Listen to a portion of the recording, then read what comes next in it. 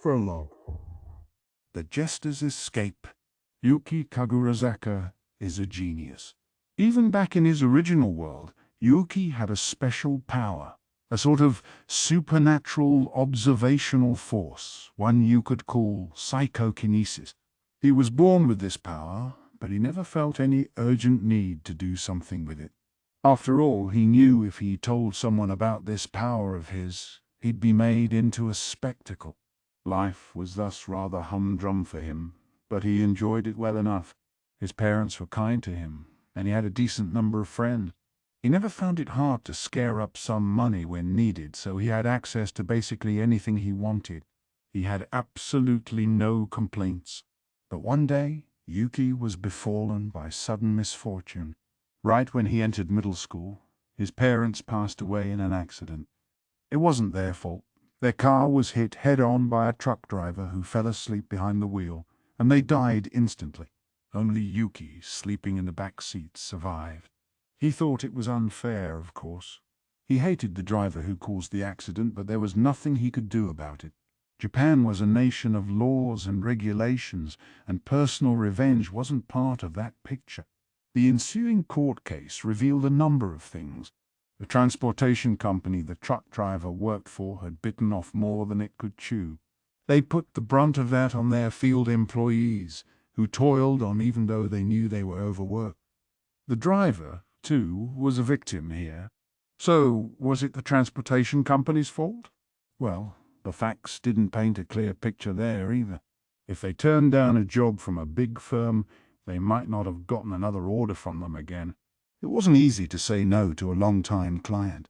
The transportation company should have responded by improving their business structure, but skilled drivers were tough to come by, and they didn't have the financial wherewithal to bring on and train younger talent. That's so messed up, Yuki lamented. The world was just so unfair, and he was just so powerless. Who should he hate for it? To be honest, society itself had serious problems. Yuki considered exacting his revenge on society, but that was beyond his own capabilities. As a genius, he thus knew his own limits. The world had advanced to completion, in essence. Supernatural powers or not, having a little strength on your side didn't mean you could change anything by yourself. You weren't going to beat an army, and even if you could, there was no future awaiting you past that. Yuki thought about giving in to despair, destroying all of society and rebuilding it from scratch, but that caused nothing but misery for vast numbers of people, and he just couldn't commit to that. If Yuki wanted to change society, the only way was to pound the pavement and attract more people who shared his beliefs.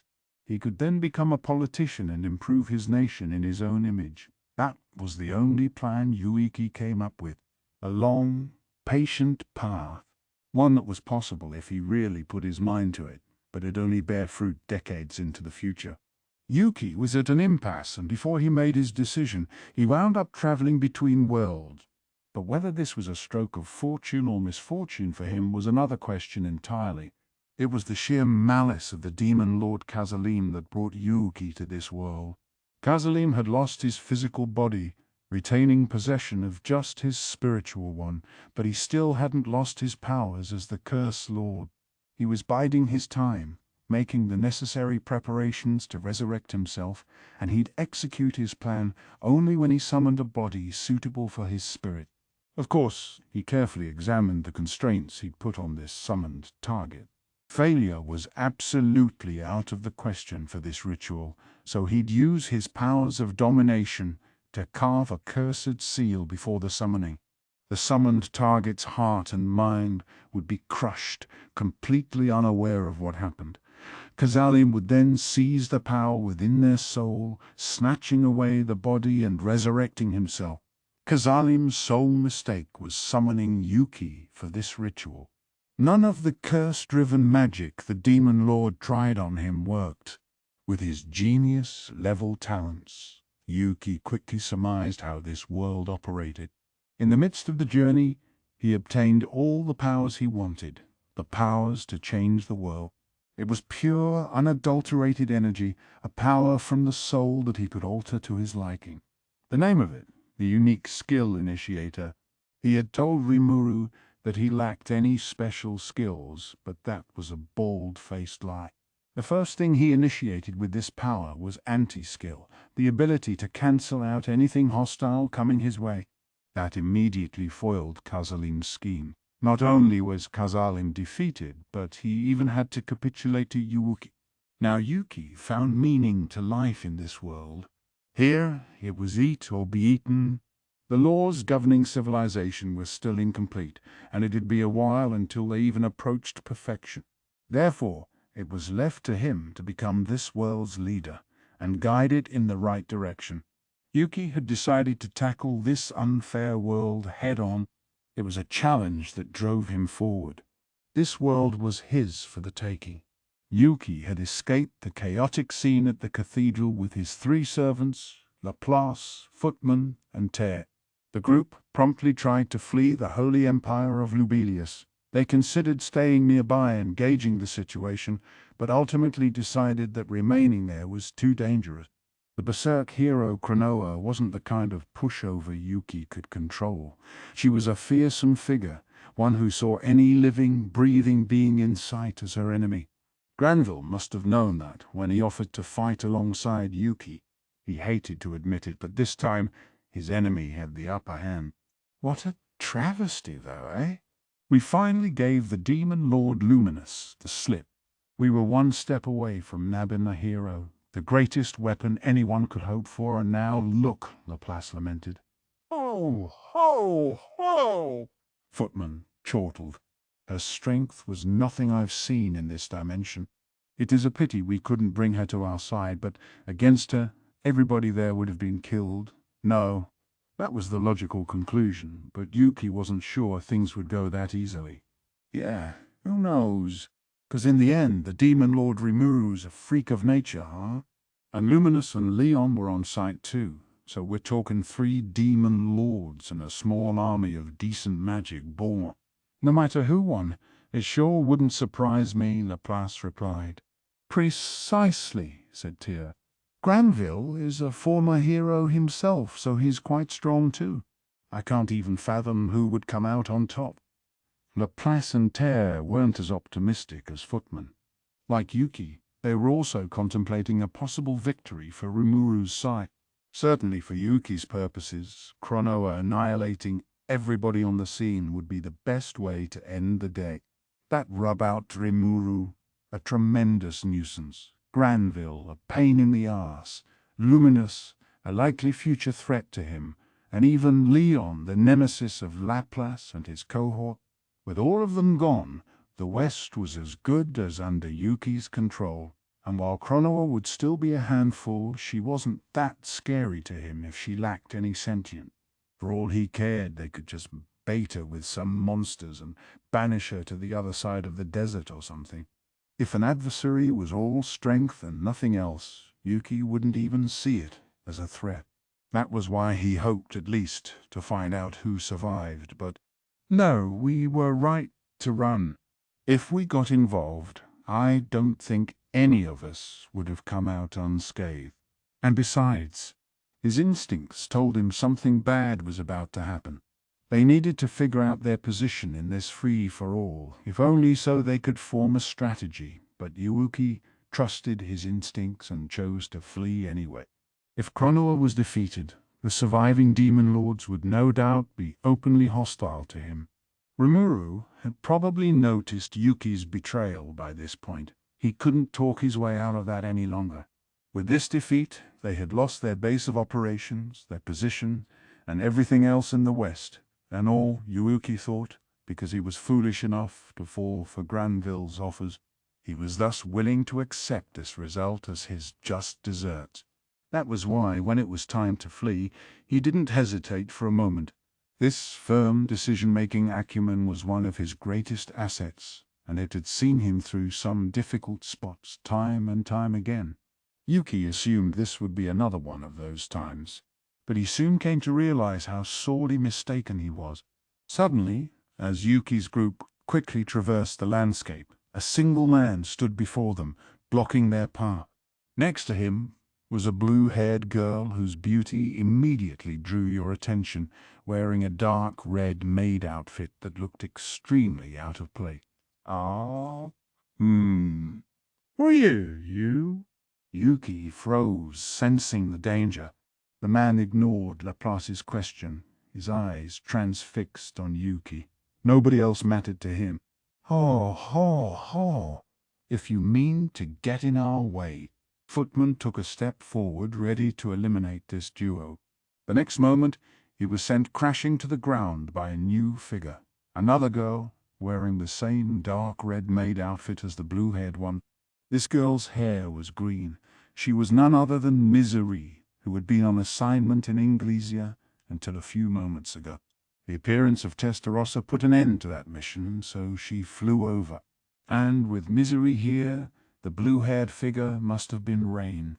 The two of them served only one man, the demon Lord Guy Crimson, Lord of Darkness and the most powerful being in the world. His rouge hair, darker than blood, fluttered in the breeze, his crimson eyes twinkling like gems as he beheld Yuki. Hey! The first time we've met, I think. You've been attracting my interest. Guy's gaze was frozen upon Yuki. No one else was permitted to enter his sight. Yuki, detecting this, wasn't sure whether to feel happy or sad about that. Given the way Misery just dispatched Footman, he had a decent idea of his foe's powers. And not just that, the colors of their hair and the unusual maid uniforms matched those of a curious group Kigali, Kazalim, and Clayman had all told him about. This man before him stood at the very peak of the world, a peak he wanted for himself. If he had the ambition to conquer the world, Yuki would have to face him sooner or later. Ah, so you're Guy Crimson, hailed as the most powerful of the demon lords? It's an honor to meet you. My name is Yuki Kagurazaka. To think that you'd come to me. Did you want to join forces? Yuki grinned at Guy, never letting himself be overpowered. This was, he knew, very wishful thinking. One of Guy's maids had just knocked Footman to the ground. There was no way they came here to extend an olive branch. He knew that, but he still put up a friendly facade. That was how he negotiated, making an outrageous statement or proposal and gauging the other side's circumstances and goals from their reaction. You're funny. That's quite an attitude to take in front of me. And maybe that wouldn't be such a bad offer, but it looks like you and Leon are enemies, eh? And besides, aren't you traveling to the east now? Because personally, I ain't a fan of Ludora gaining any more war power. Negotiations were off the table. Yuki didn't expect Guy would take the offer from the start. It didn't faze him. He was too busy scrutinizing whatever information he could glean from Guy's words. Ludora was the emperor of the Nazca Nambrium Ulmeria United Eastern Empire. Guy's name dropping him meant the two had a relationship, and most likely not a friendly one. So they want to eliminate us before we can reach the east. I really don't want to tangle with the strongest demon lord here, but if this is what it's come to, so be it. There was no avoiding a battle with Guy. Escape was futile. Silly little tricks were meaningless in this situation. Going after Guy with everything they had, Yuki decided, offered them better chances. I'm all right. If you're opposed to us, that serves me just fine as well. This way, I can test out the powers of the strongest of demon lords before I come to the east. Yuki meant to antagonize Guy. At the same time, a great excitement welled within his heart until it spilled out and coursed through his entire body. Right then, at that moment, he had decided to take the powers he had bottled up and unleash them all against the strongest demon lord. Defeat, he thought as he sized Guy up, wasn't even imaginable to him. Yuki was certainly confident. In fact, in a one-on-one match, he was sure he could beat anyone. He could tell Cronoa was a pretty dangerous foe, but nothing more. With a concerted effort, he could win, if only after a struggle, but they were sharing a venue with multiple demon lords who were clearly not on his side.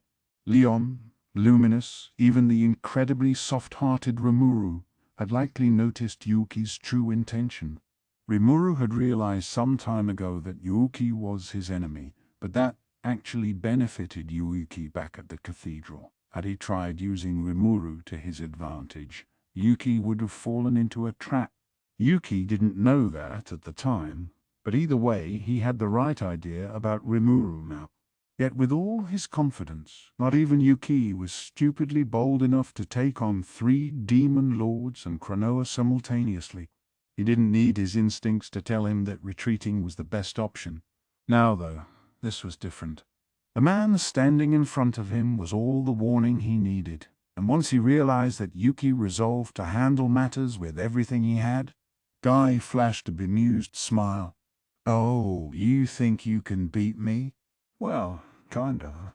I was planning to knock you out sooner or later anyway, so this is just accelerating the timetable a bit." Yuki's attitude quickly stoked the murderous ire of Rain and Misery, but they'd never open their mouths without their master Guy's permission. The Demon Lord was the absolute ruler, and any concern for his safety was therefore a sign of disrespect. Guy was a capricious Demon Lord, merciless to anyone he deemed not worth his time. Rainy and Misery just barely earned that acceptance for themselves, but get on his bad side, and they'd be killed in an instant, no doubt. That was the clear difference in power between Guy and his maids. Laplace couldn't move. He was like a frog transfixed by a venomous snake. If he tried to assist Footman, Rain would certainly retaliate. It was 4 against 3, numerically speaking, but the yawning gap in strength was extremely cold comfort to him. He might be able to take on Rainy and Misery alone, but with Guy around he didn't stand a chance. Yuki seemed ready to take on Guy, but Laplace saw that as a foolhardy challenge. Forget it. Anyone but this dude. Cronoa was on another dimension herself, but this guy crimsons across my heart, monster, I tell you. This ain't even gonna be a fight. We can't run, and who knows how long the boss can hold out. I suppose that's gonna be the key to survival here. Laplace deserved praise for identifying even a small slice of Guy's potential force. But beyond that, his strength of heart, the ability to consider fleeing instead of collapsing to the ground heartbroken, demonstrated his true worth. He knew about Yuki's strength, but Yuki was hiding exactly how much he had from them. Would it even work against Guy? Still, even if Yuki was no match for Guy, Laplace intended to rescue Footman, take Tia, and get out of there. Yuki would no doubt pick up on this and give him a hand. That's how much Laplace trusted him. The only problem with this plan was that Rainin and Misery were abnormally strong menaces themselves. They weren't careless enough to give Laplace an opening to save Footman. He hesitated to make any untoward moves against them. He wanted to find a way to rescue his friend, but the problem, it turned out, had a ready solution. Hey, let him go. The order came from Guy to Misery, who, of course, offered no resistance, immediately releasing Footman. Well, that was easy. Now I guess we got an escape route after all. Laplace was almost beginning to feel optimistic about his chances when things took a different turn. Don't worry. If you beat me, I'll let you all go unhurt. Guy seemed to be contradicting himself. What did defeating him have to do with letting Yuki's group leave? It was hardly reassuring at all.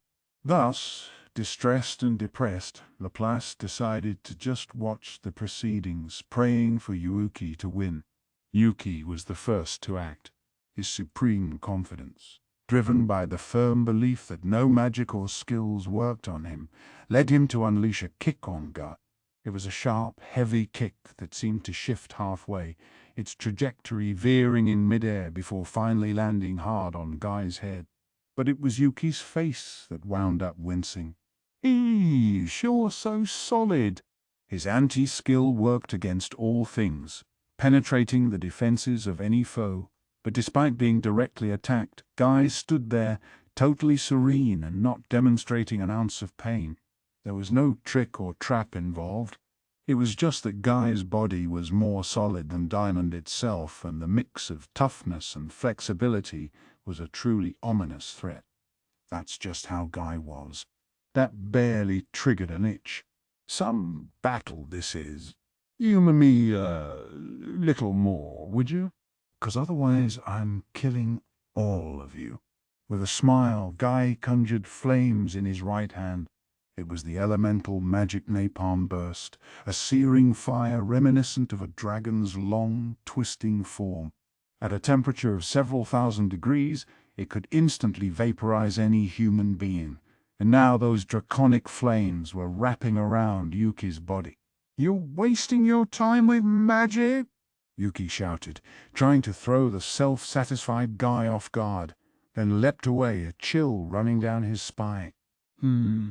You got some good instincts, don't you? Guy smiled as he asked the question, but Yuki was too busy rolling on the ground to answer, frantically trying to put out the flame. Anti-skill did work, and it did prevent Guy's spell from injuring him. But the magic fire, which should have immediately extinguished itself, simply kept on burning. Even worse, it consumed oxygen just like a normal fire. Left unattended, it would have starved Yuki's lungs of air and killed him. What felt like ages to Yuki was just a few seconds. That's why he took no damage. But if Yuki failed to notice and kept attacking Guy, that would have sealed his fate. He'd instead focused on putting out the fire, as ridiculous as it made him look. Then, gauging Guy's reaction, Yuki considered one possibility he sincerely didn't want to believe in. He hated to admit it, but he needed to check how feasible it was. So standing back up, Yuki asked the question, not really expecting an answer. "Why didn't you follow up and attack me again? This isn't some kind of chivalrous duel." Quit playing dumb. You must have realized by now, right? I've picked up on the secret to your powers.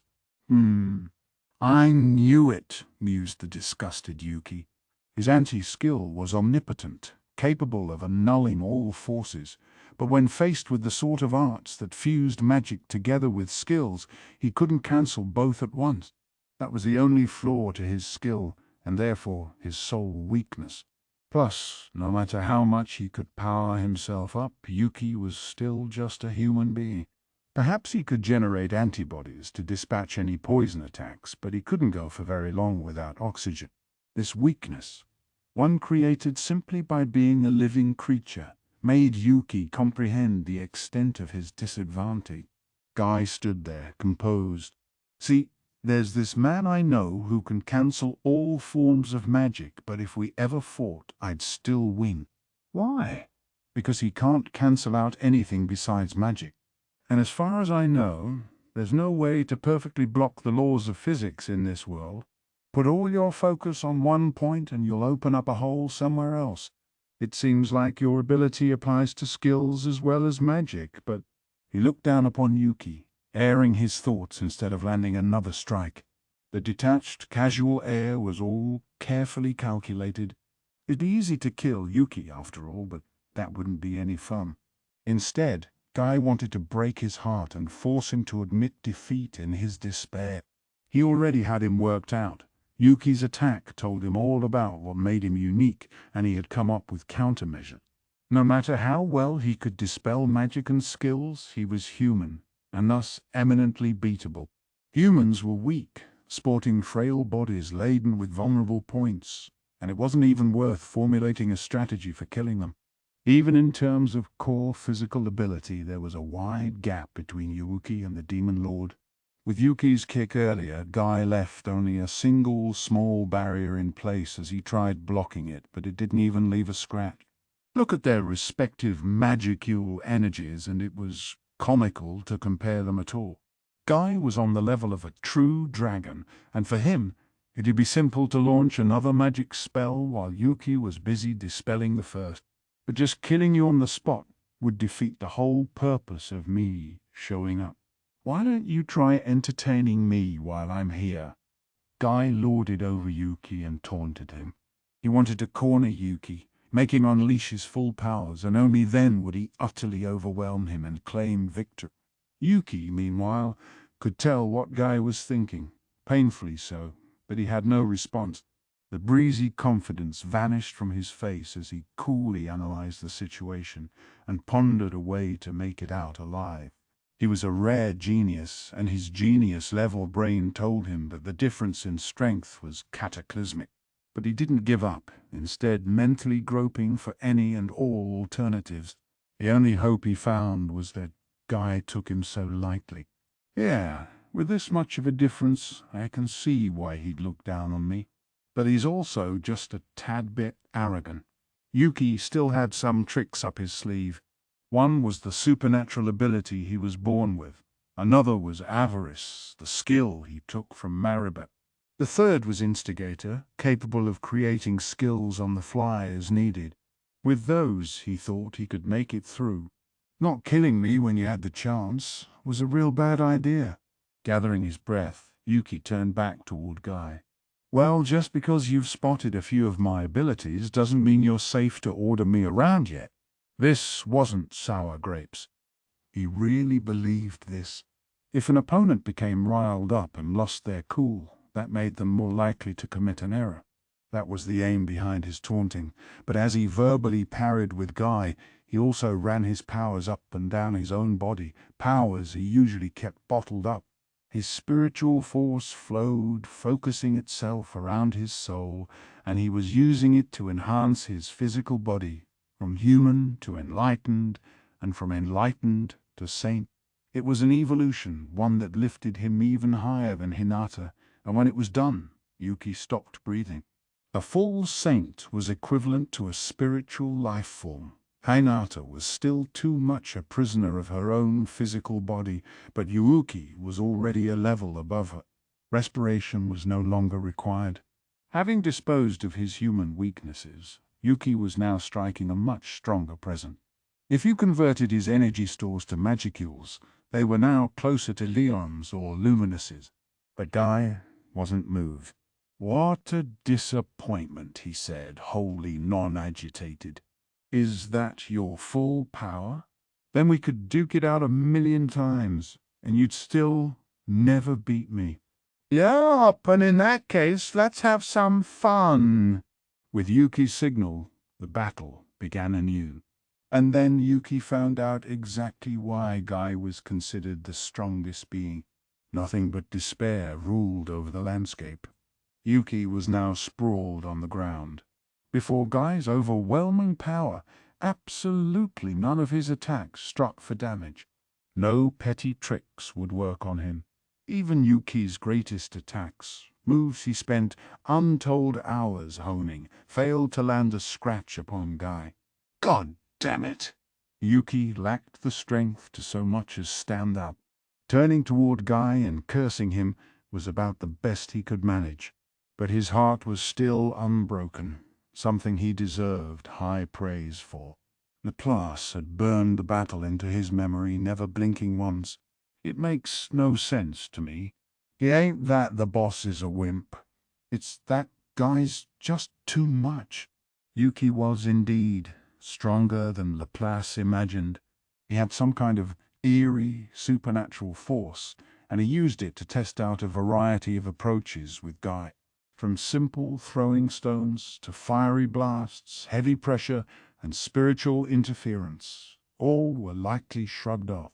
Even with over 30 times the muscle of an average human, even with attacks lobbed at hundreds of miles an hour, it was just child's play to Guy.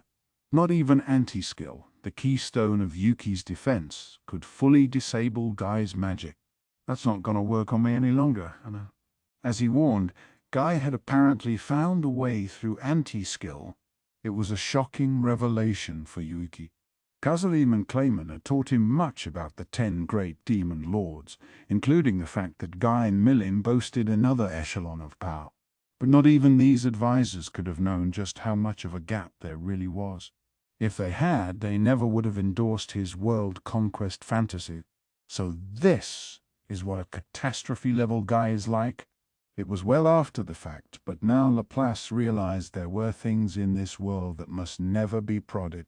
Even he had some powers he kept secret from his own friends, but they were meaningless before an opponent like Guy.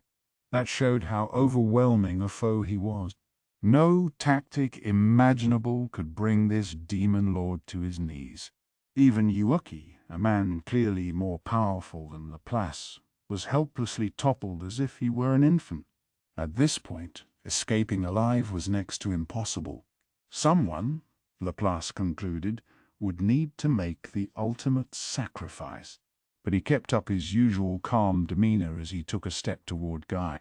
Yep, I'd expect nothing less from the great demon lord Guy Crimson. We're the moderate jesters, you see, kind of a jack-of-all-trades outfit, and our boss, Mr. Yuki here, I mean, hired us for some assorted odd jobs. So now that he's been defeated, we're not really under any obligation to continue serving him. Laplace, where are you? It was incredibly petty, but Laplace seemed ready to betray his friend at that moment. He didn't know Guy personally, but the demon lord's selfishness and arrogance were the stuff of legend. He had no interest in the weak and refused to so much as talk to anyone he didn't consider worth his time. Taking this attitude toward Guy all but ensured Laplace's instant death, but it was also guaranteed to turn Guy's attention toward him, and Yuki could doubtlessly use that opening to make good his escape. It was a chance Laplace was willing to bet on. The one absolute rule among the moderate jesters was to never betray your friends, and especially not your client. That was why Laplace believed Yuki would immediately understand his intentions. Footman had a temper and tended to act before thinking, but his friends were always on his mind. Tia, meanwhile, was stronger than Clayman, but so timid that she shied away from exercising her full force. Both of them had a tendency to get carried away, but they could be trusted to take care of Yuki. Thus Laplace decided to sacrifice himself. "I just want to help you, Mr. Guy, sir. So could you at least spare my life?" He couldn't have announced his betrayal more clearly. Footman and Tear acted confused. Guy showed Laplace a bemused grin. "All right. Gonna keep angering him." Laplace had no intention of dying. He knew he didn't have much hope against Guy, but maybe there was a way to get out of this alive. Thus he didn't hesitate to speak once more, but before he could, no need to force it, Laplace. Oh man, do I really look that helpless to you?" It was Yuki who spoke, staggering to his feet.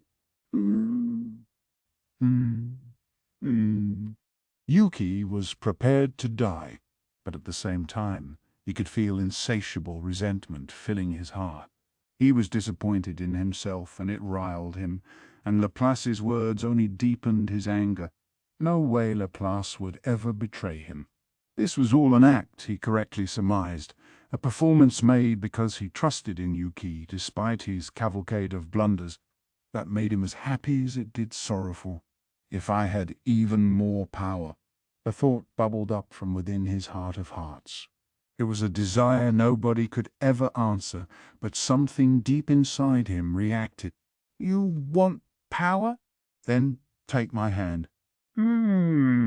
Yuki was confused for a moment. He wondered if his mind was playing tricks on him, but the voice was far too clear and distinct for that.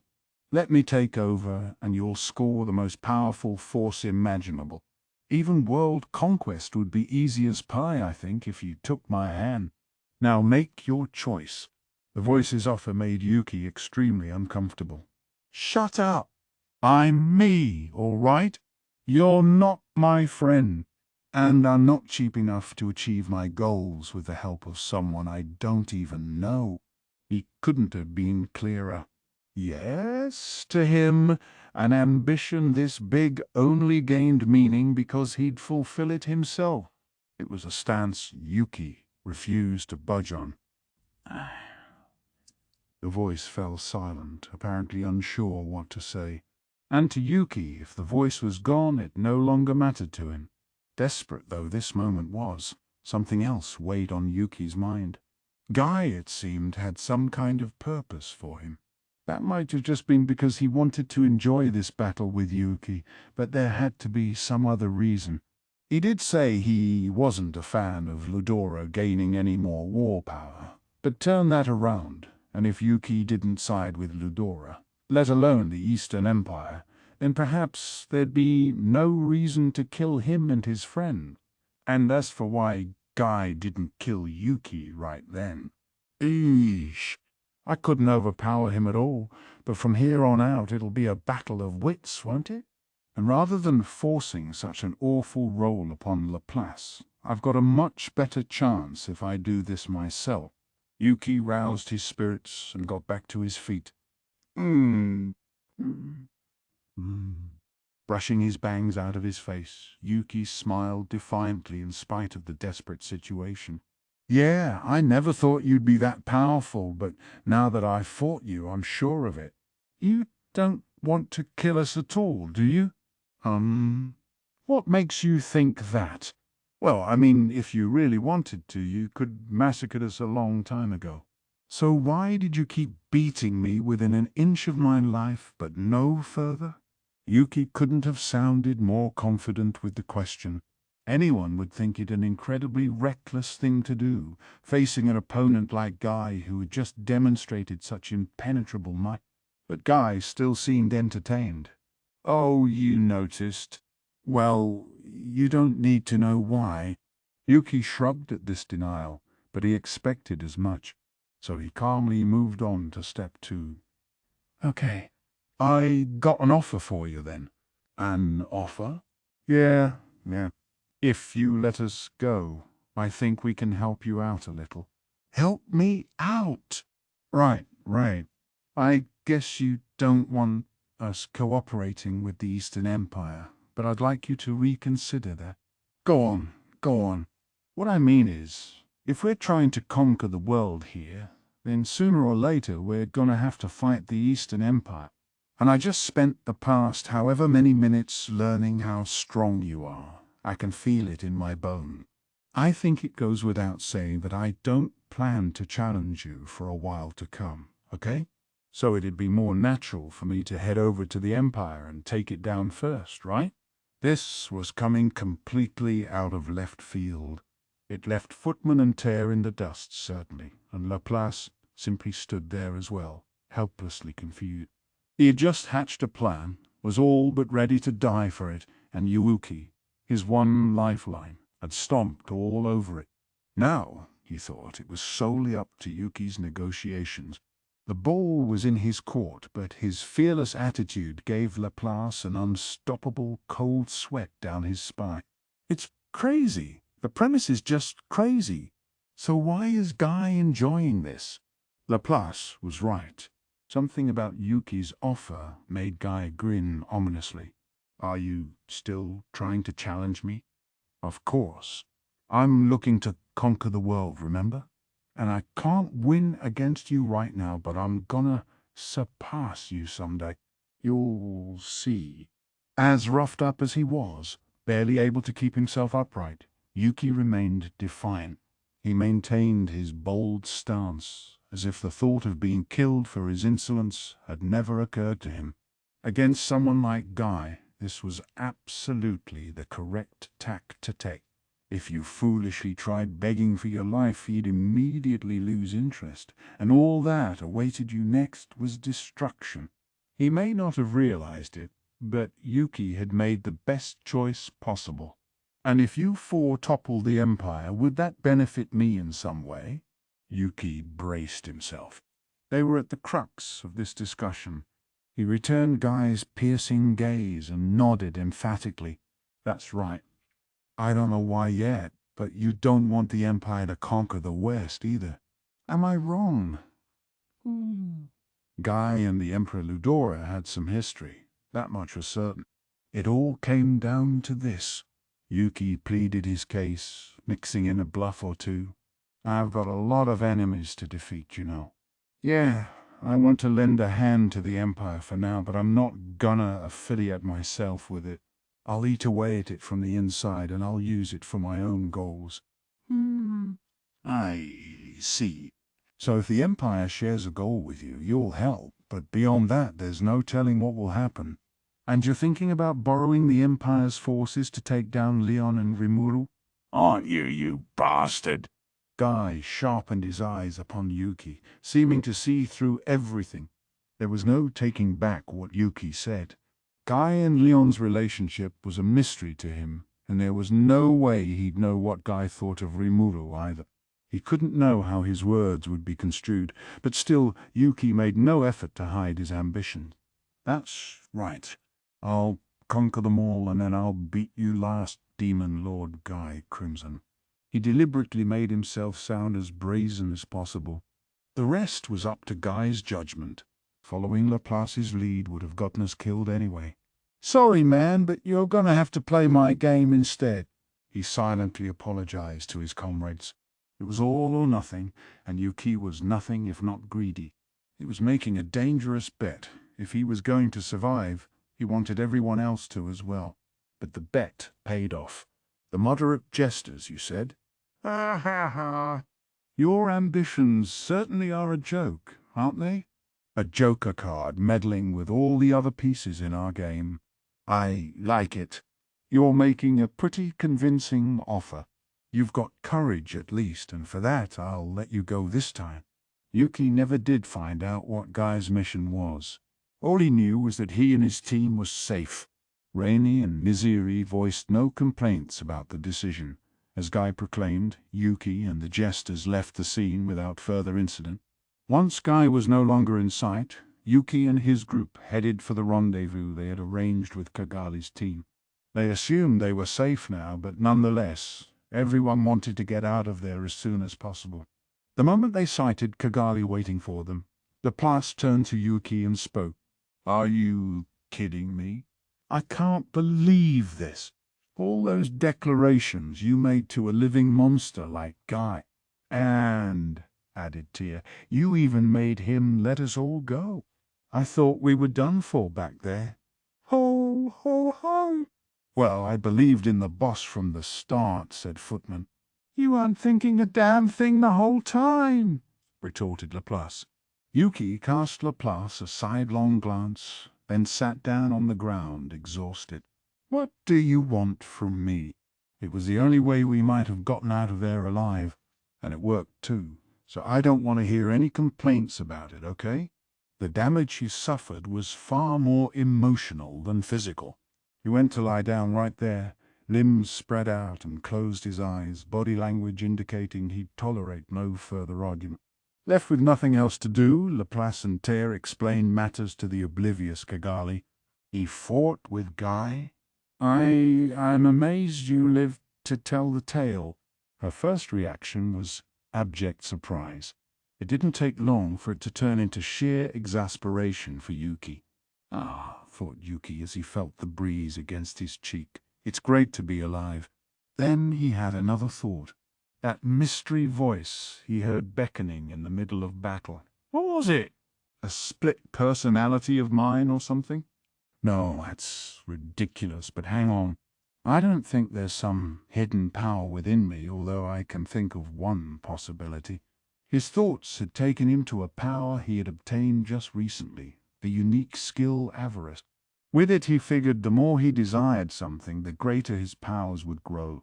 Nothing he threw at Guy in battle had any effect, including avarice, the strongest of the sin-based skills.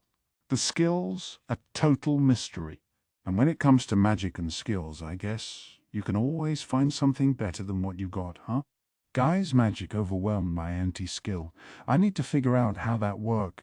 Considering Yuki's sheer confidence, getting so easily defeated by Guy came as a shock. But Yuki wasn't about to give up. He had survived, and he needed to think up a plan for next time. His ability to turn the page like that was part of what made him such a powerful foe. He truly believed he'd obtained power beyond any demon lord, that he was the strongest of all, and even if he wasn't, with enough research and the right strategy, he could defeat any opponent. With the backup provided by Kigali, Laplace, and many others, he had created a decent-sized force for himself. All was going well, but he had experienced nothing but failure lately, and now that day's encounter with Guy had utterly shattered his confidence. But that was, in its own way, a stroke of good luck. This has gotten so exciting. And that's how a game works, right? The more difficult it is, the more impassioned you get. Yuki wasn't fazed one bit. Already he was deliberating with himself. Even with Initiator, Yuki couldn't read Guy's abilities. Given its unusual propensity for creating its own skill sets, Initiator should be easily able to analyze a target's unique skill. The opponent would have to actually use the skills for it to work, but Yuki believed that faced with his powers, nobody would go around hiding their hand. But it hadn't worked on Guy. And at this point in time, that meant his opponent's skills were something beyond even unique. He wanted power. More power. Enough to beat Guy with. Deep in his heart, the flames of greed roared high. It must mean there's a chance I can still evolve my avarice skill. Lord knows I'm greedier than anybody out there. If I can give it some of that greed. Reaching that conclusion filled Yuki with a nervous excitement that made him tremble. He thought about it a bit. Losing to Guy reminded him of the unfairness of the world. He wanted to resist it and emerge victorious. That was his prime desire. He closed his eyes, turning toward the voice inside him. His consciousness sank deep into the furthest recesses of his mind. Willing to join hands with me now? No, not that. So why are you here? I have an errand for you. An errand? Yup. I thought you could give me your powers. Don't be silly. I'm not. I'm serious. What kind of stupidity is? Sorry. You're in my way. The next moment, Yuki pictured his desires until there was nothing else left in his mind's eye. He all but begged for the realization of his true goals, using his powerful will as a weapon that bowed to no one. He was challenging himself to battle. And then the world language rang loud. Confirmed. Conditions satisfied. The unique skill Avarice has evolved into the ultimate skill Mammon, Lord of Greed. Yuki opened his eyes, defiantly grinning. Then he spoke softly, too softly to be heard. I'll be sure to make good use of your power. That day, that moment, that location marked the birth of the world's most heinous magic born. Chapter 1. The sound of soldiers' boots. I returned home the day our musical exchange program came to a close. Venom and the rest of the security detail weren't hurt. Neither were Batten and his orchestra. In fact, everyone was safe. So I gave the kids, who were under Diablo's protection, a week off. They weren't physically injured, but better safe than sorry. The experience certainly taught them the difference between training and real battle, I'm sure, and it definitely seemed to blunt their usual bubbly personality. There might have been some mental trauma involved, so I told them to take a good rest. As for Luminous and Leon, we all decided to hold a meeting in due time. We had trouble agreeing on a location, but ultimately we settled upon Rimuru, the capital of Tempest. Luminous's empire of Lubelius would have its hands full rebuilding for a while, and Leon's domain of El Dorado was apparently dealing with its own heavy stuff at the moment and wasn't in much shape to accept foreign VIP. Tempest, for the time being, was in the clear on that count, and I had no reason not to make the offer. Hell, we already had 2 demon lords living there anyway. I recalled the winged Ramirez and the freeloader DNO as I gave the go-ahead to Luminous and Leon, who wound up arriving in Rimuru the next day, leaving me 0 time to relax and unwind. Leon made a stop back home to prepare before coming along. I thought this was needlessly quick, but he and Luminous wanted to compare stories and get working on ideas first thing. I had my own questions for them as well, so I indulged them on that. We met at my most ornate reception hall, Luminous, Leon, and me. Since it was just us three demon lords, I figured it was only appropriate to show off a bit. Only those involved with the fracas in Lubelius were invited. I wanted to hear everyone's story, and then I'd decide just how much I'd divulge about Chloe. Things being what they were, we had a tacit agreement to keep all this secret from the rank and filers in our respective forces. Thus I was accompanied only by Shion, Diablo, and Veldora. I really wanted to keep Veldora out of there. He'd get bored halfway through, I knew, so I just wanted him to hang in his room for me. But for some reason he was adamant about coming, bellowing how could I not participate in this and all. If that's how far he was willing to go, I had little choice but to reluctantly agree. Shion, meanwhile, should have been recuperating from what were demonstrably serious injuries, but she was right as rain in almost no time. Ultra-speed regeneration really ain't no joke. Once again I was reminded of how downright scary it was. So I was standing side by side with Diablo, Shion right behind me. Hinata was seated next to Luminous, Louis, and Gunther accompanying them at the rear. Behind Leon were two knights, Arlus and Claude, standing bolt upright. After that, there was only Chloe, the star of the show. She was back to her usual young self, but I figured we should treat her as a grown-up. I had a long rectangular conference table set up in the chamber and 6 padded seats put in place for us. Veldora and I sat adjacent, directly facing Hinata and Luminous, and Leon and Chloe scored the end spots. It was time to kick off this impromptu Demon Lord summit of sorts.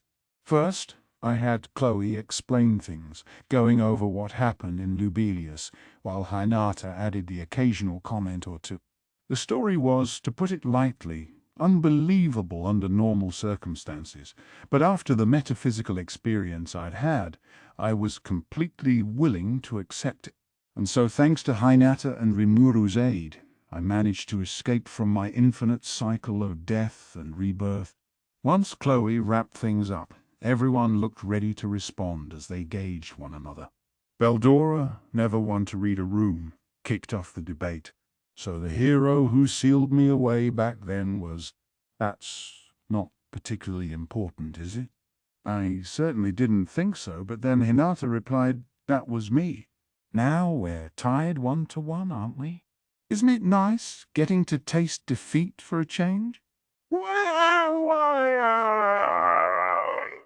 Oh, do you have a problem with that? Because I'd be happy to play a tiebreaker right now. No, very well. If you insist, I shall tap upon my true forces. Well, this sure wasn't getting us anywhere. The normally cool as a cucumber Hinata always turned extra petty around Veldora. Guess I'd have to step in. Okay, that's enough. You can tackle that question when you're alone, guys. It's vital that you show that foolish dragon some discipline, Hinata, Luminous chided. Should you challenge him, be sure to inform me. I will gladly provide assistance. Quit fanning the flames, Luminous. Look, I said, changing the subject. All's well that ends well, okay? But what I'm wondering about right now is, I got killed, didn't I? So was someone from the Empire behind that? To me, anyway, this was a vital question. The Empire was acting as suspicious as ever at that moment. If that was about to become open hostility, we needed to be on our guard. Probably, Chloe replied. And I think the same person killed Hinata as well. The Empire had a pretty capable fighter on its side. So maybe you guys all took them on at once or something. I didn't see the light that cut through Hinata, though. Well, if someone out there managed to kill Hinata, then whacking me before I became a demon lord didn't seem outrageous. I've evolved into a demon lord, but that's no reason to let my guard down. It may have been a different axis of time, but if someone's killed me once, then of course I was going to be on the lookout for him. If we wound up facing off against the Empire, I'd have to watch out. That's a good idea, said Chloe. The Empire's a lot more dangerous than you think, Rimuru. Veldora went berserk after you were killed, but the Empire repelled him too. During this Veldora battle, Hinata was murdered, and then Chloe was sent back in time. The memories of what happened after Hinata's murder existed within Chronoa's mind, but only in bits and pieces. Chances were, though, the enraged Veldora and Chronoa clashed with each other, and then the Empire made its move in the midst of all that chaos. We all saw what Chronoa could do, so we knew that simply joining a fight with her involved was pretty amazing already. It could be, was likely even, that the Empire's war power was way beyond what we'd assumed. Luminous and Leon seemed to agree with that. We were all starting to see the Empire as a dangerous threat. But as the reception hall began sinking into a gloom, Veldora went off on another wild tangent. "I find it hard to believe I'd simply go insane," he said, sneering. The reaction across the room was unanimous. "Are you kidding me?" Running his mouth in the midst of this weighty discussion, like a golfer teeing up well, it had to be Veldora, I suppose. "Wait! Wait! Why are you looking at me like that?" A gentleman like me would hardly lose his temper so catastrophically. If I may, you definitely went on an extended rampage long ago, and it's easy to imagine you in that state. But, hey, maybe in this other timeline he killed me after I resurrected him, which then set him off in a violent rage. Because honestly, that scenario gave me some warm fuzzies. "All right," I said, smiling a bit as I assuaged Veldora. "Let's leave it at that for now. The Empire is dangerous," we concluded, so it was time to move on. Next came the memories of Chronoa, as far as Chloe could recall them. After the Empire defeated Veldora, the world plunged into a great war, East pitted against West. It dragged along, the Eastern Empire holding the advantage, and in the midst of this, Milim made her move. My death must have antagonized her against the Empire, and she wasn't afraid to demonstrate her hostility. That made Guy intervene, and once again we had Milin vs. Guy, the world's worst possible matchup.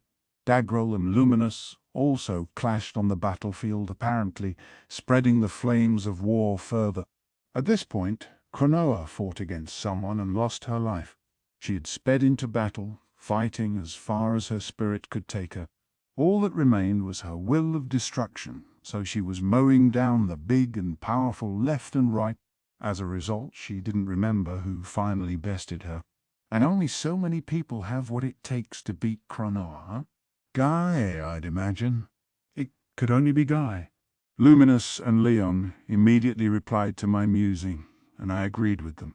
We didn't know how the fight between Guy and Milin panned out, but really, Guy was the only person capable of killing Chronoa. Or maybe not, for all we knew. We had no idea what Guy's motive could have been. So what made Chronoa so supportive of me then? Despite what Chloe told us, I still didn't see how Chronoa and I were connected. She was resurrected after I died. We never would met each other, but clearly she had a thing for me. I may not be too quick on the uptake, but even I would notice that much. And that was true from the very beginning, wasn't it? She even gave me a big hug and a kiss after I summoned her for Chloe. Why all that the first time? I'd thought, but I suppose Chronoa had her reasons. Well, because you saved me, Rimuru, Chronoa said, finishing Chloe's thought. In the future world, where all I did was rampage, you were the one who saved me. I'm sure of it. Hey! I was about to say that. Oh, let me at least tell him that much. I'm you as well, after all, so it's the same thing, isn't it? To the outside observer, it looked like Chloe had a particularly flashy multiple personality disorder. Apparently, Chronoa butted into conversations whenever Chloe let her guard down. I'm sure they both had a lot to get used to. The two of them proceeded to take turns talking. According to Chloe's, or Chronoa's, memory, I apparently wasn't so dead in the future after all. The Empire defeated me. We were certain of that, but it looked like I managed to come back to life somehow. Which, neat, I guess. I can't speak for myself, but my faithful friend Raphael would never make a mistake. It sounded like Raphael took its damn time, but in the end it still found a way to keep me alive. By that point, though, the world had changed profoundly. Veldora was gone. Tempest was in ruins.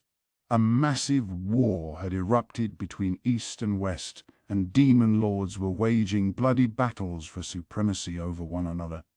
In which case, I could pretty easily imagine my feelings about the whole situation. I'm me, after all, and chances are I'd devote myself to tracking down anyone who survived. Maybe I couldn't rescue everybody, but I could at least lend a hand to those I was closely connected to. That was just what I did, it turned out, and in the end I found Chloe Cronoa. Chrono's recollections were too fragmented to answer the bigger questions, but either way, we had a grasp of the general flow. I ran into Cronoa, fighting her on multiple occasions, and I'm sure I managed to win her over again. But as Cronoa told me, the fate of the world was already sealed by then. As you all predicted, I fought against Guy. I don't remember the events leading up to that, but I'm positive Rimuru wasn't there. Then, just as I was about to die, Rimuru held me close, and the next thing I knew I saw Rimuru and Chloe from the past. So Guy was there after all. That didn't surprise me. The question was, what exactly happened before Cronoa's death, but I presume that was where her journey back through time began. However, that still didn't adequately explain how she arrived at Chloe's timeline. Maybe there was a chance I did something to engineer that. Had I evolved into a demon lord by that point? Yep. And you were even more powerful than you are now. Hang on, can she tell that just by looking at me? I like to think I was pretty strong at this point, but it was hard to believe Cronoa would misjudge someone's prowess. I suppose losing my closest friends drove me to do some pretty wild stuff. Now, of course, none of this had any bearing on me at the moment, but we did have the Empire to think about. Maybe I should view this more optimistically. Like I still had room to grow, that sort of thing. Regardless, if I was stronger than I was now, my great sage must have made the transformation to Raphael by this time. If so, I could totally see it doing something wacky like transmitting the memories from Cronoa's spirit into the young Chloe. Can't deny it, huh? And now I felt I had a handle on what happened in the future. Hey, all's well that ends well, right? That's a pretty casual approach to take, Hinata snapped. Oh, don't be that way, I replied, giving the sneering Hinata a gentle smile. Chloe's just fine, as you can see, and Veldora's already been resurrected. All we gotta do is keep an eye on those two, and we won't have to worry about them going berserk. So the only problem left to deal with is the Empire, isn't it? Indeed, said Loomis. If Daggerl decides to attack me, I will take care of him. You saved Chloe for me. It is the least I can do to repay the favor. Luminous and Chloe really did seem to get along. Now my stock with the Emperor was skyrocketing. I suppose this meant we could enjoy an even better relationship than before. Daggerl's ambitions were one issue to tackle, but Luminous was willing to shoulder that burden without me having to ask, promising me she'd endeavor to keep the West peaceful. The Western nations were, technically speaking, part of Luminous's domain. There were some skirmishes with Guy's forces in certain areas, but that was more a pastime for Guy, nothing serious. Luminous must have concluded that it wasn't worth obsessing over. Instead, Daggerl was the bigger problem, and she had been on the lookout for a while, wondering when hostilities with him might break out. If we fought in the future, Luminous said, there is a good chance he'll take advantage of any moves the Empire makes. I wasn't so sure of that. Yeah, but Daggerl's sons are living here in Tempest, don't forget. I doubt he'd resort to force that readily. If Daggerl rolled into combat, there had to be a reason for it. Daggerl's sons? Is that true? Luminous demanded. Sure is. They're training hard under Shon at the moment, I replied. That they are, Shion briskly interjected. They have much left to learn, but they have started to earn their keep as of late. I've occasionally rewarded their efforts with some of my home cooking, and they cried tears of joy over it. I found it quite charming, I'll add. Tears of joy? I don't know about that. I mean, sure, if a girl you have a crush on cooks for you, that'd make anyone happy, but that cooking had to be edible for one. But, hey, if you could deal with its appearance and texture, Shion's meals had grown surprisingly consumable. So maybe we were good there. If they weren't complaining, it was nothing I needed to comment on. Let's leave it at that. Hearing that Dagrel's sons were in this nation made Luminous give me an astonished kind of look, but it was gone in an instant. She recovers fast. Then it is true, I suppose. Perhaps Dagrel was being coerced by another, but then this is the future, so using the past tense is rather silly. He might be coerced by someone. A war would take place in the future, but at the moment things were pretty peaceful. Dagrel must have had some reason to harbor dreams of territorial expansion. He didn't seem like that much of a villain when I met him at Walpurgis. Maybe I'd chat with Dagra and his brothers to see what I could find out. If there was some kind of problem, I'd be happy to talk about it. That beat fighting a war over it any day. Right. I'll investigate that on my end, I assured Luminous. I will hold you to that. I have no interest in fighting a futile war after all, so we decided to examine the Dagrel issue and make a decision later. It sucked to have him working in tandem with the Empire, so just in case, Luminous would keep a close eye on him too. Louis and Gunther nodded their approval, so I felt the task was safe in their hand. That leaves Guy to discuss. I'd like to talk about that if I could. There was no point complaining to Guy about what he would do in the future, but I still had my concern. It was best, I thought, to explain matters to him as well. How deep I should go with him, of course, was another thorny issue. But Veldora suddenly jumped in. Guy is an arbitrator. He's nothing to me right now, but long ago I have a vague hunch that he might have annihilated me, or something to that effect. Or not at all, even. It hardly counts if nobody remembers it, right? I wasn't sure where to begin with this little confession. What did he mean, Guy was an arbitrator? And they fought at some point in the past, and Veldora got annihilated. That was news to me. Also, having it not count because you don't remember it sounded like a dumb excuse even for a young child, but I didn't want to dogpile on him, so I kept quiet. Oh, remarked Luminous. Guy has his wiser side, I see. An arbitrator? Leon paused a moment. Guy is certainly not allied with humankind, but he's not hostile to them either. If he killed Cronoa in the future, it's easy to surmise that Cronoa was little more than her will of destruction at that point, and Guy saw her as a threat to the world's continued existence. So, what's this arbitrator stuff about? It seemed like I was the only one out of the loop.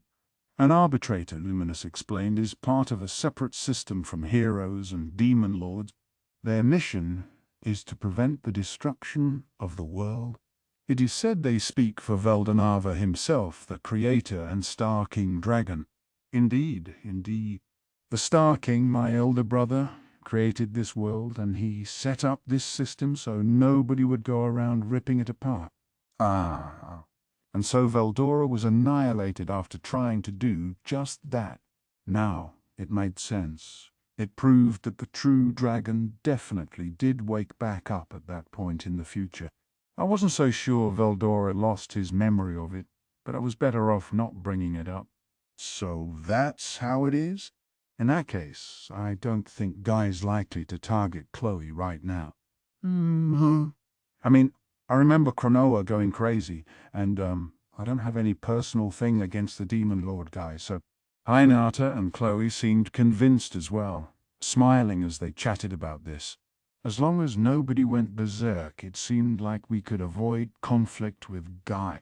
Well, in that case, should we let Leon discuss this with Guy? I asked. Right, Leon replied. My and Chloe's futures are riding on this, after all. Hang on, Leon.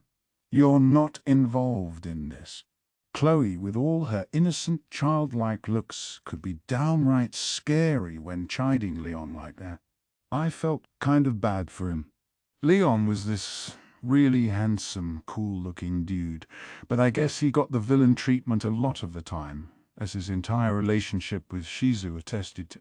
But between his tongue-tied ways and knack for painting himself in a bad light, I felt like maybe he was just really misunderstood. To put it succinctly, he was like Masayuki, except the exact opposite. Chloe treated him like a friendly neighborhood boy, a big brother-like figure. Nothing romantic, though. Apparently, Leon had always been popular with the ladies, and perhaps thanks to that, Chloe never picked up on the love he had for her. Thinking about it, I had to pity him. For once in my life, I decided to try showing him a little more kindness. So I'd call this summit a success. Both demon lords had pledged to support me. We just needed to stay alert for the Empire, and beyond that, we'd each figure out the next moves to make. But right when I was about to adjourn, Please, just one moment. He has guests. They're in the middle of an important meeting. Oh, I'm impressed that you spotted me barging in. But since I'm here and all, mind if I say my hellos? There was a clamor down the hall.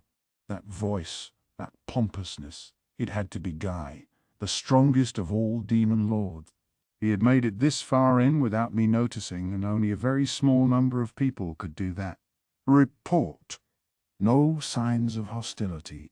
Or did it notice all along? Now wasn't the time to debate about that, though. I hurriedly left my seat, but before I could even lift a finger, Diablo sneered and walked over to the door. Yeah. Go away, he concluded the short exchange by slamming the door in Guy's face. This was too much to handle. The rest of us froze on the spot. Oh, come now, Diablo. I'll have none of that, Guy shouted angrily after opening the door once more. H, you are meddling in a vital summit. It has only been a day, and our preparations are not yet complete. We would like to take our time discussing matters with you, so please do not come until you are invited. Diablo was trying to be polite, but he was acting damn sure of himself in front of Guy. Did they know each other, maybe? I wasn't the only one who thought so, judging by Luminous's and Leon's surprised look. Unbelievable, Luminous scoffed, not surrendering a single step to Guy, although I'd expect nothing less from Noir. Whoa! What? Leon yelled. Why is someone so lofty in the service of Rimuru? The words I'm picking up do not portend good things for my future. Diablo's someone lofty? His head's in the clouds, yeah, but and what's this Noir stuff? As I sat there confused, things grew even more chaotic. Sir Rimuru, are you all right? I just heard from my sister that, my lord, I felt the presence of the red. Oh, is this a war? Because if it is, I'm ready to fight. First Benimaru rushed in, then Soai. Behind them came Carrera, and at almost the same time, Ultima came barreling in as well. It was nuts. At this point, I may as well have allowed Guy inside instead of booting him. I had no intention of inviting him anyway. It looked like I'd have to discuss all this in detail with Diablo later. Now, though, I needed to restore order. Everyone, calm down! And you step back too, Diablo. That finally made everyone settle down a bit. Once all was quiet, I continued. I hadn't planned this, but Guy, I actually have something to discuss with you too.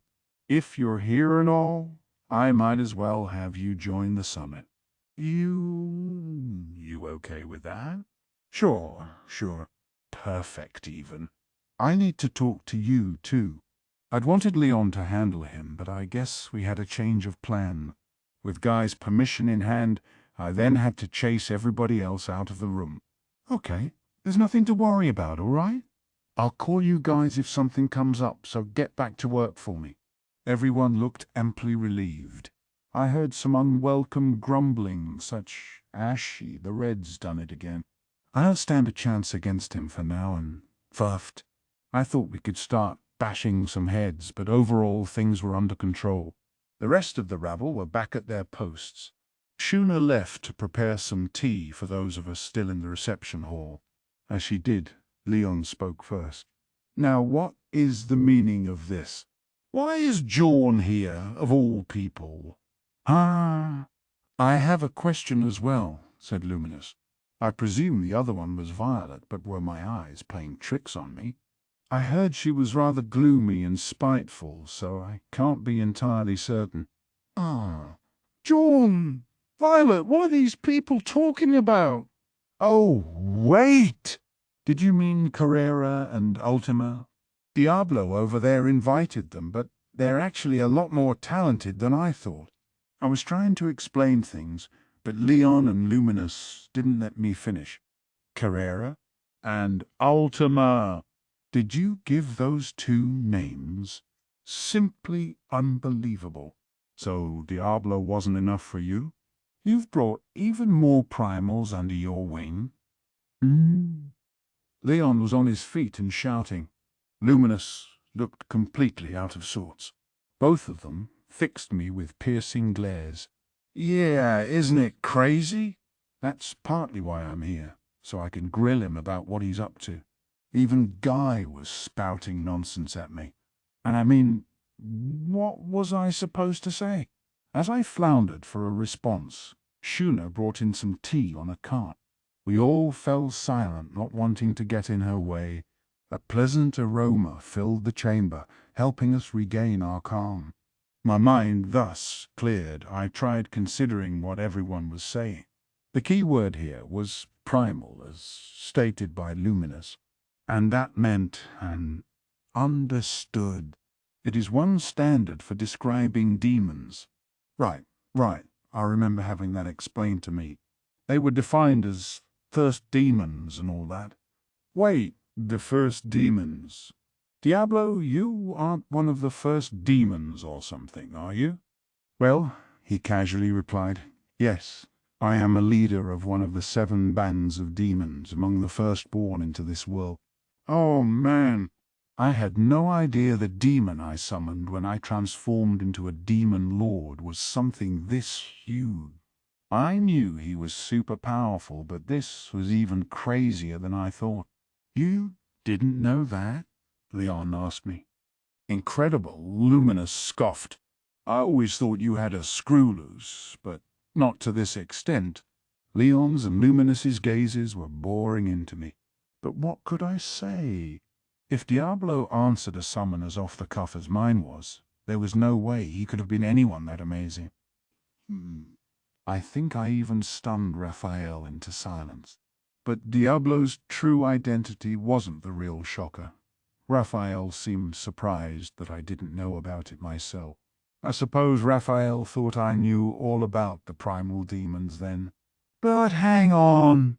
I feel like Elmesia, the heavenly emperor of Thalion, mentioned something about primals as well.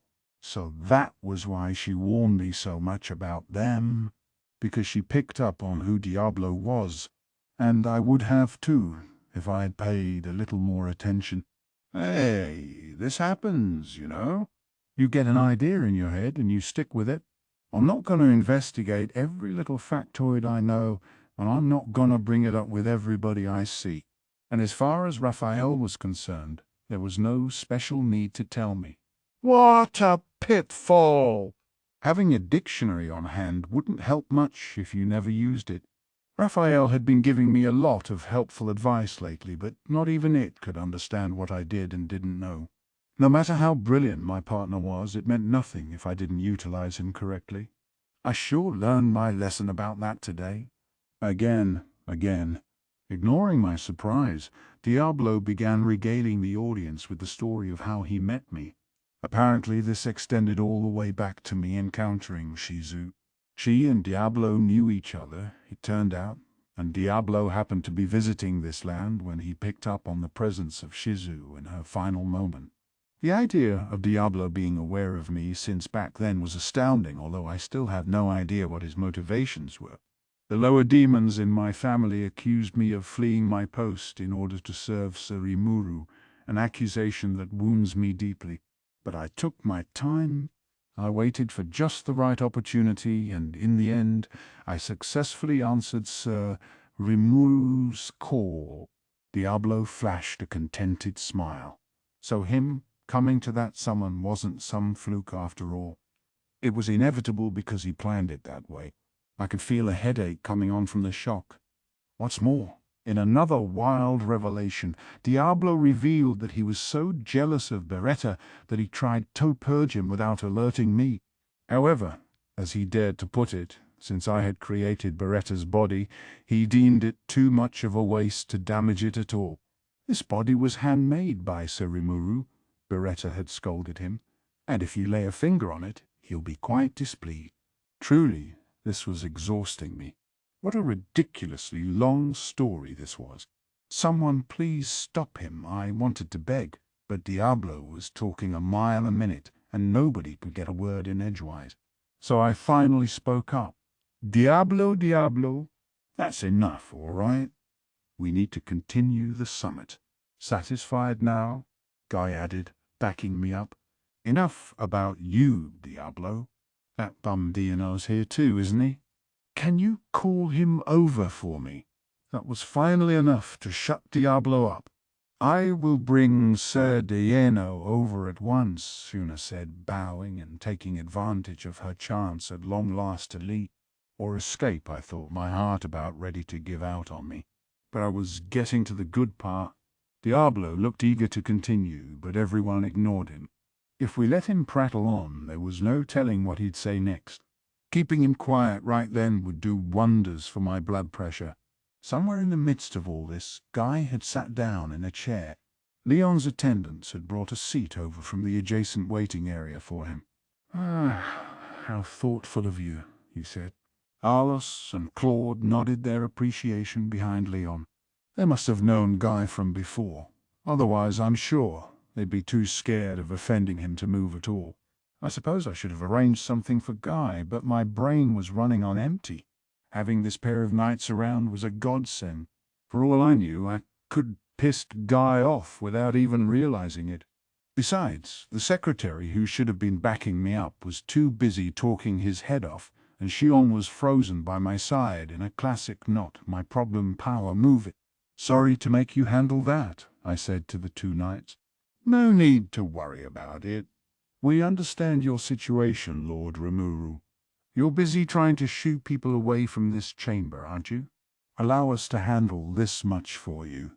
Arlos and Claude were really nice. Diablo and Shuan could learn a lot from them. Guys, can you try to be as considerate as those two over there, please? I had perhaps grown a little too impassioned. Diablo seemed ready to pin the blame on Guy's unexpected appearance. But yeah, maybe this was just an unlucky break for him. Normally he'd never overlook something like that. Duly noted, sir. Shion, on the other hand, was the ever-obedient student, great at saying yes, teacher, but not at much else. I could only pray the knowledge would stick. So Guy sat down, acting as pompous as ever. As he did, Shuna came back in with Diano and Ramirez too, for some reason, and before long the summit was back in session. Our first topic was the primal demons. So, Diano, you got an excuse for us? Guy asks. Excuse? For what? For what? Diano's reply came too naturally. It only riled Guy further. Don't give me that crap, you. Why didn't you stop him from naming the three of them? Yeah. That was important, right? By him, I suppose Guy meant me. But look, if I'd known these three were such bad news, I would have never even thought about assigning them names, okay? It was kinda too late now, but I wished I'd had some warning, at least. Look, why in the name of all that's unholy do you think I sent you here in the first place? Sightseeing? No. This is a reconnaissance detail. Reconnaissance, you hear me? Watching this exchange, I realized that even Guy had his own struggles. I'd had a hunch about this, but it turned out Diana was a spy after all, although I wished Guy didn't have to say so right in front of him. And you don't act like you're not involved in this. Oh, and now Guy was taking it out on me? Great. It didn't seem fair to be yelled at by the person spying on me, but I supposed I was the cause of this, so to speak. I wanted to plead my case, but a reflexive reaction wasn't a smart move. This was Guy, after all. Inviting his ire upon me was never a smart idea. Why get so worked up over such trifles, Guy? He's got quite a long history of naming people willy-nilly, you know. Eldora, for a change, actually stepped up to defend me. I gave him a subliminal attaboy. Silence, you child. The adults are talking. Right. But a few choice words from Luminous shut him up. He can dish it out, but he sure can't take it, huh? And now the whole room was aware of that. Still, at least his contribution pointed Guy's ire away from me momentarily. I seized the opportunity to launch an offensive of my own. Okay. So Dino came here to keep tabs on me then? I'll refrain from complaining about that for now. But it's true that Dino's at fault for not stopping me, and the person who trusted him enough to send him on that mission has some responsibility as a supervisor, doesn't it? Don't you think so, Guy? Spreading the responsibility in so many words. I wasn't about to shoulder all the blame here, so I tried to hand some of it back over to Dino and Guy. The former was clearly at fault, so all that remained was to rope the latter in, too. He's right, Guy. Besides, I told you I can't watch over him. I can't believe you actually thought about making me do work. Dano must have been pretty quick on the uptake, because it looked like he immediately picked up on my plan. And on the bandwagon he went. I swear, you people. Guy was frustrated. I took pains not to rile him further, feeling around for a landing point. Besides, Diano continued, I never even had any time to stop him. You know, when I saw Rimuru bringing the primals over, I was so surprised that I couldn't even speak. I mean, like, 3 of them. Diablo was always kind of a weirdo, so I could understand him, but can you even imagine Testarossa working for someone? Nobody could. True enough. Oops. Sounded like Diano was trying to wriggle his way out of this. Guy was about to accept it, too. I didn't like how this was going. Listen, guys, Diablo brought them over because he said they'd be useful, and I believed him, all right? I never thought they were these super powerful beings, and they were perfectly happy to be serving me. They're under Diablo's direct control, so he's the one responsible for them. And it'll be on me as well if something happens, but it's only natural to trust in your employees, isn't it? I tried to strike a more upbeat tone as I pushed the blame on Diablo. He was the one who started this. I thought he deserved that much. I turned my eyes toward him, all but begging him to take on Guy's anger for me. For reasons only he knew, he eagerly nodded.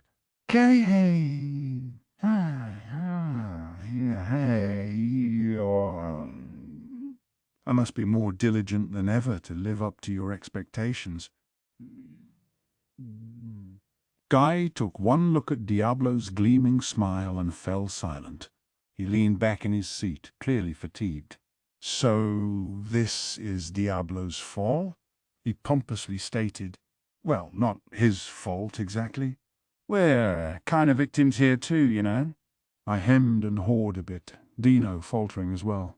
Only Diablo retained his sparkling pride, looking as ebullient as ever.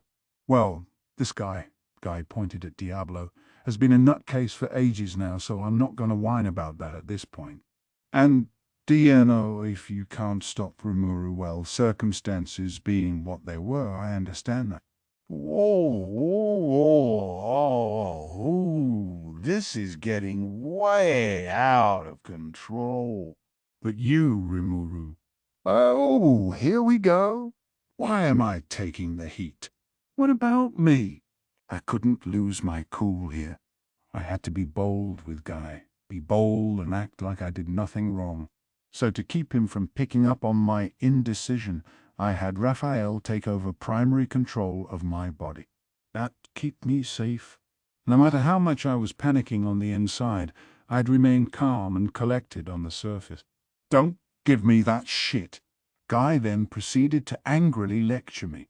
Thanks to me, the balance of the world had totally collapsed. Blah, blah, blah. Now nobody knew how the world situation would unfold. Blah, blah, blah, blah. It was some pretty heady stuff, and even giving Raphael bodily control didn't accomplish much. I guess Guy was a lot more calculating than I thought. And what's more, thanks to you, Misery's mission was a big failure too. I'm gonna hold you at fault for that, you hear me? I wasn't sure how I was at fault for something I wasn't aware of, but if Guy wanted to pin the blame on me, then so be it. I just nodded, said, all right, and let it go. The lecture was over, but Guy still wasn't done talking. Apparently, Guy made a deliberate habit of triggering calamities at regular intervals, so the whole of humanity considered him an enemy.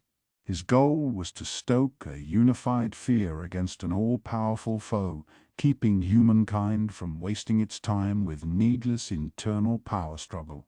When Granville was in power, Guy took no action, refraining from any major moves, but now that Granville attempted an all-out attack on Luminous, the balance of power was totally out of whack. Thus, Guy had ordered Misery to reunite humankind with an event that terrorized everyone at once. Her idea was to kill off the Council and all its members, reminding the leaders of the Western nations just how fearsome a demon lord could be. That, she reasoned, would help unite all the leaders peacefully. So Misery attacked the Council, and who did she find there but Blanc, or Testarossa now, I suppose. I'm so used to her old title that I can't help but keep using it. But regardless, Misery avoided a confrontation with Testarossa, and so her plan was foiled.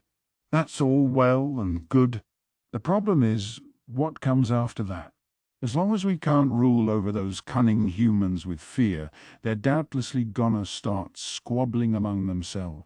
And with the Rosos a thing of the past, history tells us that the power struggle's only gonna get more intense. What do you think will happen if the Eastern Empire makes a move while the Western nations are carrying on with that nonsense? They'll lose big, is what. And it's your fault, Rimuru. So tell me what you're gonna do about it. Well, didn't expect that. Guy was trying to prevent the Western nations from tearing themselves apart. He never seemed to take much interest in the human race, but maybe he was trying to keep doomsday from happening at least. Guess that was his job as arbitrator and stuff. He wasn't at all a friend to humankind, and his means could get pretty violent, but in a way, I think I could understand his motive. Now I had to question my plans for the Western nations. I didn't even realize Testarossa and Misery had made contact with each other, but I couldn't go and reveal that at this point. All I really wanted to do was make humanity recognize us and build friendly relations with them. But, as I pondered over how to answer him, Diablo stepped up in my place. Ignoring the scowl this elicited from Guy, he said, "Hey, what will he do, you ask? All Sir Rimuru desires is making his ideals reality."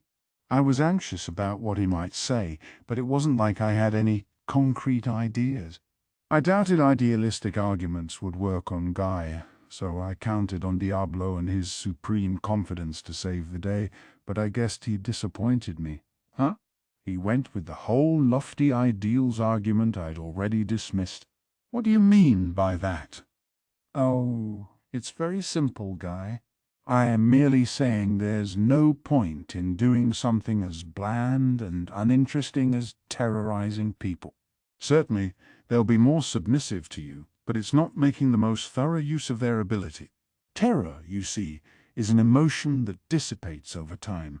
No matter how much tragedy you engineer, it is doomed to fade into oblivion. Once it does, all that remains is bitterness. Continue. Bitterness, over time, turns into hatred. It drives people to take revenge upon their abusers. Humanity, lacking in intelligence, as clever as they may be, fails to notice exactly how absolute the difference in power is between them and us. If they are agitated by monsters or the like, they'll quickly dirty their hands with some quite foolish behavior. Right. And that's why I purge them, because I'm not willing to let them get their hands dirty. I tell you, it is a pointless errand. The inherent foolishness of man causes their memories to fade. One generation gives way to the next so quickly. There's nothing to be done about that. However, he paused for a moment, eyeing Guy with a serious look.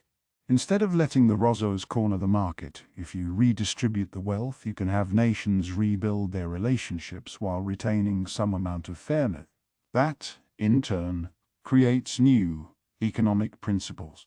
And then, you leave these new principles, these new choices, and you delude them into thinking they've chosen their own future. That way, the foolish humans will believe they've created it for themselves. This system is something that, unlike human memory, never fades. It allows you to rule the human world semi-permanently. Sir Rimuru is the one managing that, and I see it as my personal job. Wow. Diablo was talking sense. So basically, if they build it up themselves, they'll treat it better. Also, was that really what I had in mind? I felt like I might have said something along those lines, but I didn't think it was anything quite so grandiose that, and he was talking based on the foregone conclusion that it'd work, which was kinda scary. I see. So, if you hold on to the economy and guarantee their safety for nothing in return, the weak will come to depend on you? A society where everything's resolved through bloodless wars. Yeah, maybe that'd be better than life under the Rossos. Guy nodded, seemingly re-evaluating Diablo. But, of course, a world where the masses are left satisfied, not the classes. The supply and demand chains that result will come to create new possibilities as well. And that guy is what Sir Rimuru hopes for. He wasn't wrong, I suppose. What I really looked forward to was seeing how culture would advance and evolve. I wanted to see more mass media for everyone to enjoy. Movies, music, manga, novels. Creating that kind of art required a foundation that afforded you enough free time in life. I wanted to give people a chance to enjoy prosperity so they could discover these new, previously unknown talents within them. I'll freely admit that I didn't think too much beyond that. So once they learn how nice peace can be, they'll be afraid of losing it? Guy asked Diablo. Precisely. In a word, it is the concept of gratitude. People appreciate Sir Rimuru for protecting the peace, and so they contribute to preserving that peace worldwide. I believe that is far more efficient than the terror-driven rule you picture.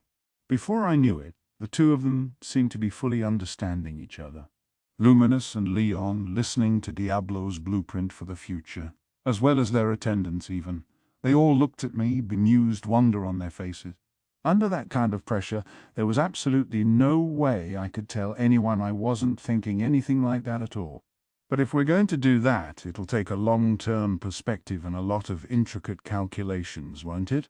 You have to manage it, or I can easily see there being too many humans around to deal with. They'll get all carried away. You want me to go through all that trouble? Come on, Guy. It's not like caring for a pet. You're not gonna wake up one day and find that your hamster had a dozen babies or something. And you think Sir Rimuru is incapable of seeing into the future that far? Perhaps it would be too difficult to manage for you, but for Sir Rimuru, it's something he could handle in his spare time. I think it's safe to say there is no need for concern. Whoa! Why was Diablo assuming I'd manage this? I mean, I was pretty sure he and I talked about how running the world from behind the scenes was a nice demon lord-like way to go about matters. But if you said that in front of Guy and the other demon lords, they would meddle with me, wouldn't they? I was unnerved, really, but apparently I shouldn't have been. In fact, you think, huh? Well, okay. I'll leave all that to you. I really doubt it's gonna go as well as you describe, but it's no skin off my nose if you fail. 'Cause if you do fail, I'll just step up and start culling those fools. So let's see you take responsibility for this, all right? Surprisingly enough, Guy was smiling at me. And if that was what it had come to, I'd just have to accept it. If I said all right a moment ago, I couldn't really say no way now without warning. I think Diablo was exaggerating things a little, but he's not wrong, generally speaking. Sure, it's a bit idealistic, but I feel like it'd be nice if things worked out like that. And regardless of what you have to say about it, I'm gonna try to engineer world peace my own way. That was my promise. And so, without really understanding what was going on, I was officially appointed by the Octagram to manage the Western nation. It would have been great if the summit mercifully ended right there, but we still weren't done with everything. Rimuru, rumbled Leon. Let me give you a word of warning. Carrera, formerly known as Jawn, is the kind of short-tempered demon who'd freely lob nuclear magic around if she's seized by the impulse. You'd best keep her on a short leash, or else the capital you took great pains to build will become a pile of ash. That's right, chimed in Luminous. And let me just add this. As mentioned earlier, the Violet I know is a malicious, moody individual, the living embodiment of brutality. Unlike the monster races, she doesn't seek to eradicate the human race, but she is fickle, prone to quickly change her mind on matters. Perhaps she's pretending to be a nice young lady in front of you, but I'd be very hesitant to let my guard down. Their advice didn't put my mind at ease much, and although they didn't spell it out, it sounded like Testarossa was even more trouble than Carrera and Ultima. This was starting to look like bad news. Well, starting to isn't the right way to put it, maybe. More like it was bad news, and I'd finally just noticed. I now knew Testarossa and the others were primal demons, and I had just been told by my demon lord peers that they were my problem. If they ever did anything, it'd be my fault, and while they were technically serving under Diablo, blaming him would get me nowhere. I'd even told Elmesia I'd take care of them so I couldn't just rescind my offer. I wanted to go back in time and punch my dull-minded self, but that's what I get for being so thoughtless, I suppose. It'd be a lot harder to manage these guys than all of human society, and the thought made me let out a surreptitious, depressed sigh. Then Ramirez, Dino, and Veldora got to their feet, as if waiting for Guy to wrap up. We feel kinda in the way here, so we'll let you all take care of the rest, okay? Yeah. I've got some important work to do. Vesta's waiting for me and stuff, so I'll catch you later, Guy. Indeed.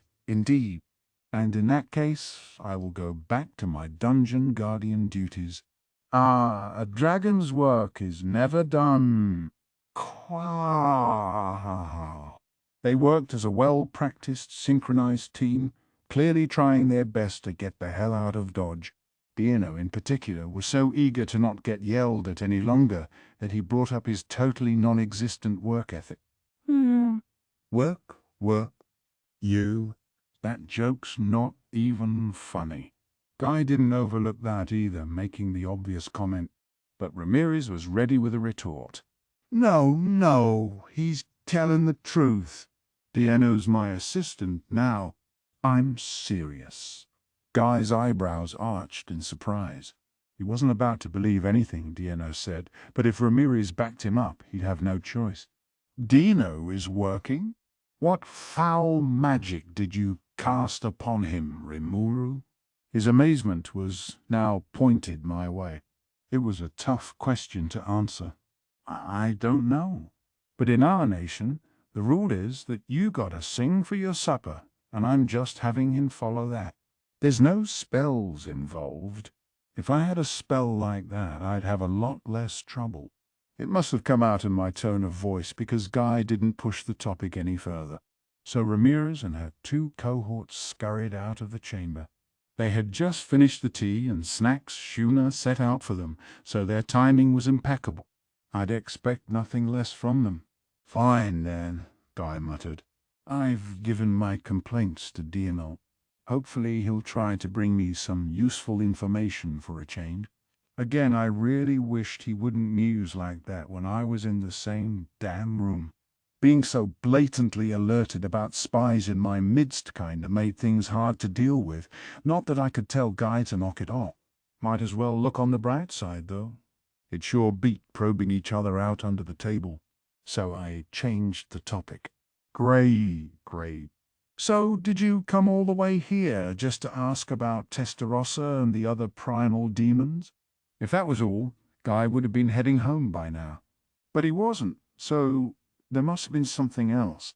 I really didn't want yet more problems to deal with, but we wouldn't be getting anywhere unless I asked. That was on my mind, yes, but I have another question. Guy reclined in his seat, looking at the rest of us before settling upon Leon. I just had an encounter with a group that called themselves the Moderate Jesters. Oh?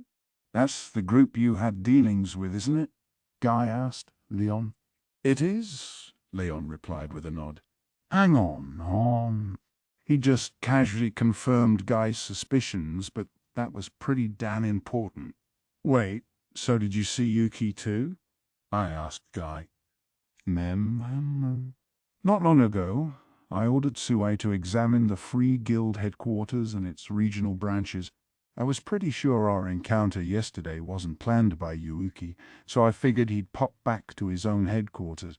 I doubted he'd make much of a public presence, so I had Soai's forces stake out likely guild sites, keeping an eye out for disguises or stand-in. For the time being, I hadn't heard anything, but I never thought Yuki would run into Guy instead. So, are you connected to Yuki, then? I pressed. Don't be silly, Guy replied. They were trying to flee to the east, so I spanked them a little for it. I suspected Guy and Yuki might be in cahoots, but I guess not. That was a relief, but it still didn't indicate what Guy was after. You didn't kill him? Leon asked. I was curious about that myself, but moreover, was he saying that Yuki abandoned his positions in the west and tried to flee eastward? He never struck me as the type to shy away from making big moves, but this was an incredibly bold decision, even for him. Too bad he was unlucky enough to draw Guy's ire. If he spanked him, I assumed murder wasn't on the menu, but he sure must have put him through the ringer. Not that I felt bad for Yuki. He deserved it. No, I didn't kill him. At first I thought I'd capture him and make you owe me a favor, but things changed. Guy proceeded to tell me how his encounter with Yuki turned out. Now we had a clearer, albeit still vague idea of what he was up to when nobody was looking. He was the main employer and boss of the Moderate Jesters, proving Raphael correct. So we went over everything, good or bad, Yuki had been up to. 1. He developed the Society of Adventurers into the Free Guild. 2. He built connections to the Rossos, de facto rulers of the council, and handled their dirty work, including being an intermediary to Leon. 3. He backed Clayman as a demon lord, even controlling him behind the curtain. 4. He crushed the Echidna Club, the shady group that presided over the Eastern Empire underground, and created the secret Cerberus Society to replace it. In public society, he created the Free Guild. Outside of it, he was an organized crime leader. The Echidna Club was news to me, but it sounded like a pretty gigantic presence in the underworld, and that info came from Leon, so there was no doubting it. The Orthros slave market that Masayuki broke up, by the way, was an affiliate of Cerberus, so I'm sure Yuki had a hand in that too. The pattern seemed to indicate that Yuki had a knack for crushing existing organizations and taking them over for himself. Sounded easy enough, but it was incredibly difficult to put into practice, and he had done it all in under 10 years. Talented wasn't the half of it. Calling him a genius was no exaggeration at all. Still, I didn't like how overly self-confident he was. No matter how talented you were, failing to accurately judge your opponent's strength was a serious mistake. One look at Guy should have taught you how much trouble he was. Yuki managed to escape this time, though. If I had to say one positive thing about him, it was his incredible good luck. Learning he was alive left me with mixed feelings. We shared a homeland after all. I didn't actually want him to die or anything. But at the same time, I couldn't just let everything he did slide. He pretended to be this nice, affable guy, but meanwhile, he was using the Rosso family and even Leon as his pawns. That, and he sent the moderate jesters to drag Hinata and me into battle even worse. This was all for the sake of world conquest, a dream too childish for me to laugh at. So why did Guy let Yuki go? I decided to ask him point blank. If he answered me, then hey, win-win. All right. So if you let him escape, then what could possibly be your plan? Oh, it's all just a game, he deadpanned. I wasn't sure what game meant in this context, but he ignored my suspicions. As he put it, the Eastern Empire was bound to make a move soon, and Yuki had offered to go in and sabotage things if Guy spared his life. So it sounds like you don't want the Western nations to fall. But why? I'd been wondering about that. But Guy's reply was even more surprising. Because it's my job to manage them so they don't fall. I mean, I don't want too many humans around there, but regardless, my final mission, is to put all of humanity under the rule of the demon lords. That, I surmised, was the game Guy alluded to. And once his rule was complete, so was his victory. Well, I mean, why'd you have Lady Misery try to wreck the council, then? If she killed all the councillors just when the East was on the attack, the Western nations would be at a deadly disadvantage. None of the countries could work with one another. The battle could have been over before it began. Guy chuckled at the question. Just Misery is fine, he casually replied. I gave Misery permission to unite the West into a single entity. What was that supposed to mean? Understood. He presumably wanted to spread terror across the West, making it easier for you to rule over it. So is it like this then? A demon lord massacres the council. Everyone's panic-stricken. Then I lend a hand, and they all eagerly agree to my protection. If a few people had to die for it, then, oh well. Understood. Presumably so. I see. It was pretty extreme. A bit like starting a fire so you could be the hero who put it out. And I felt Guy and Misery had different motives, but they did it all for me. Or not. Maybe he just wanted to take advantage of me so I could manage the Western nations for him. What he didn't know was that I had already made some deep inroads in the West. I didn't think quite this far ahead, but with Testaross's support I pretty much had the council in my pocket. But Guy wasn't out to destroy humanity. Quite the opposite. He wanted to appropriately manage those fools so they didn't kill themselves off. And if I took up that job, Guy couldn't ask for anything better. It was exactly what he wanted, really. One thing I definitely understood about Guy now. He was way too sketchy with his work. I had to admit, I could probably handle this better than him. Okay.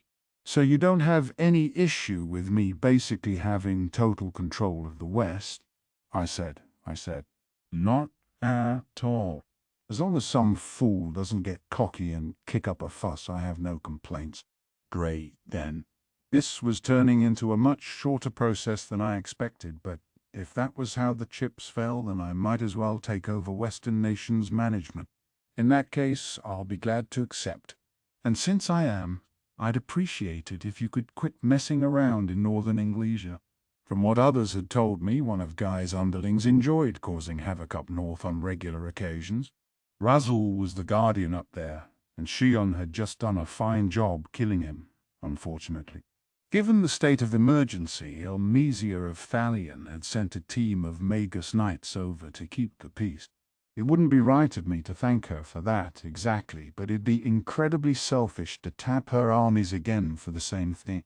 If I was gonna rule the Western nations, it was up to me to defend them, and that meant a lot of money I'd have to waste on a defense budget.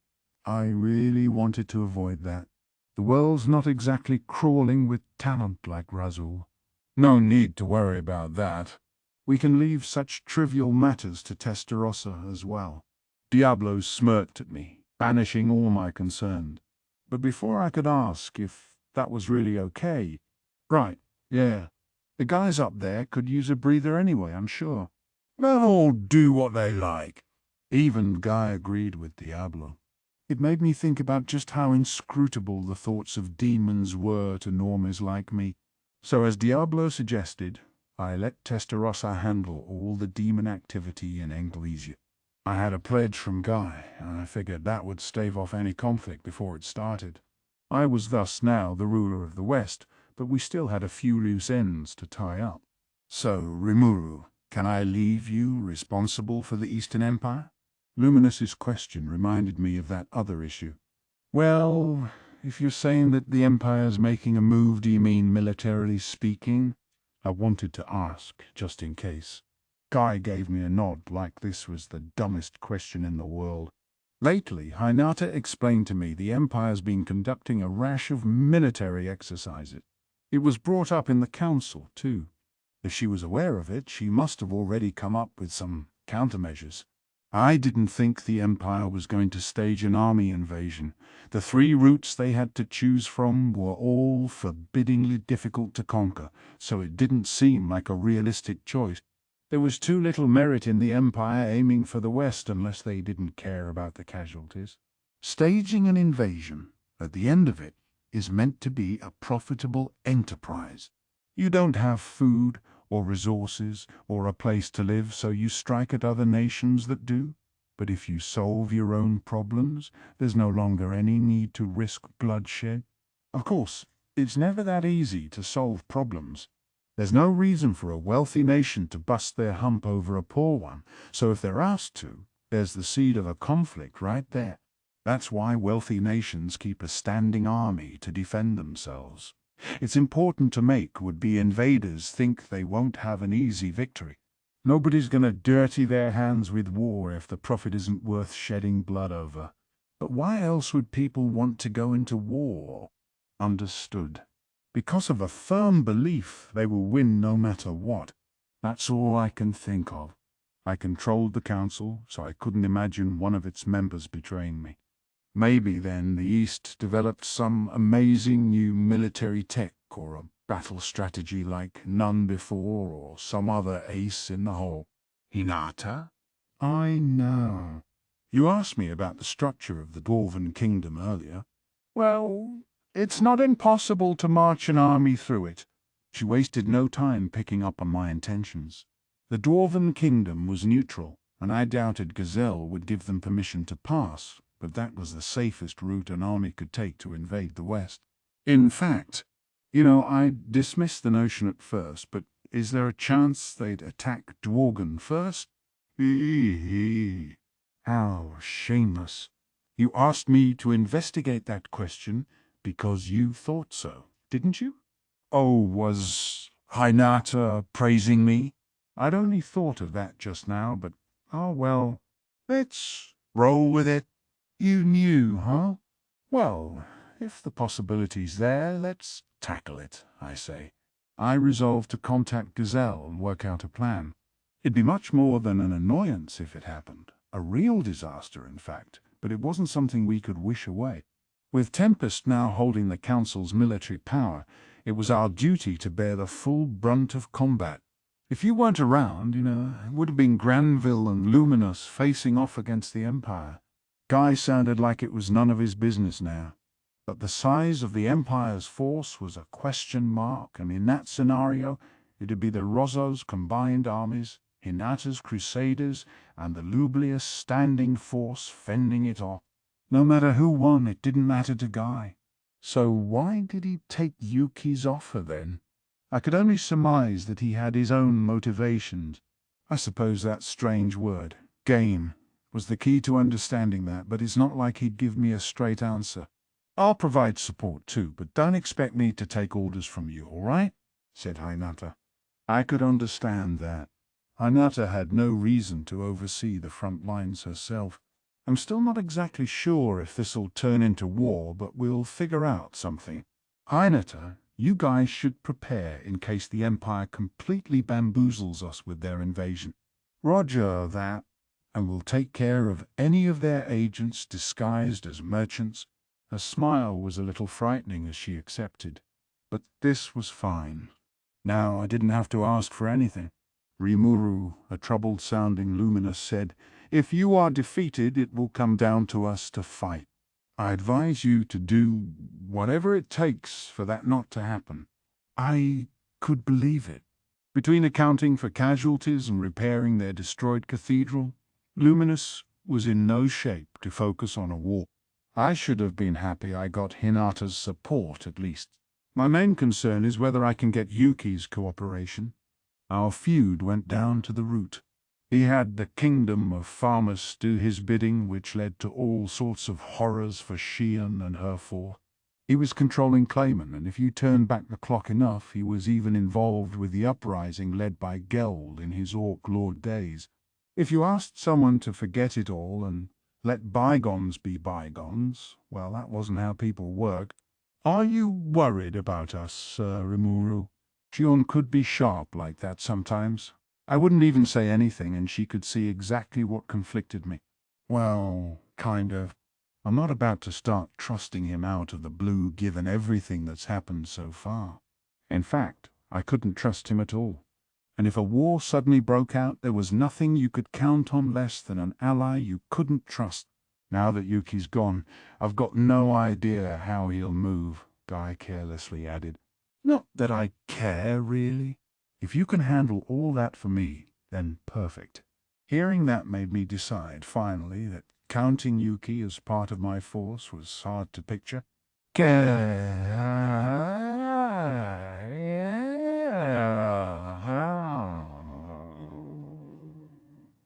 And I will ask Soei to examine his movements. And only examine.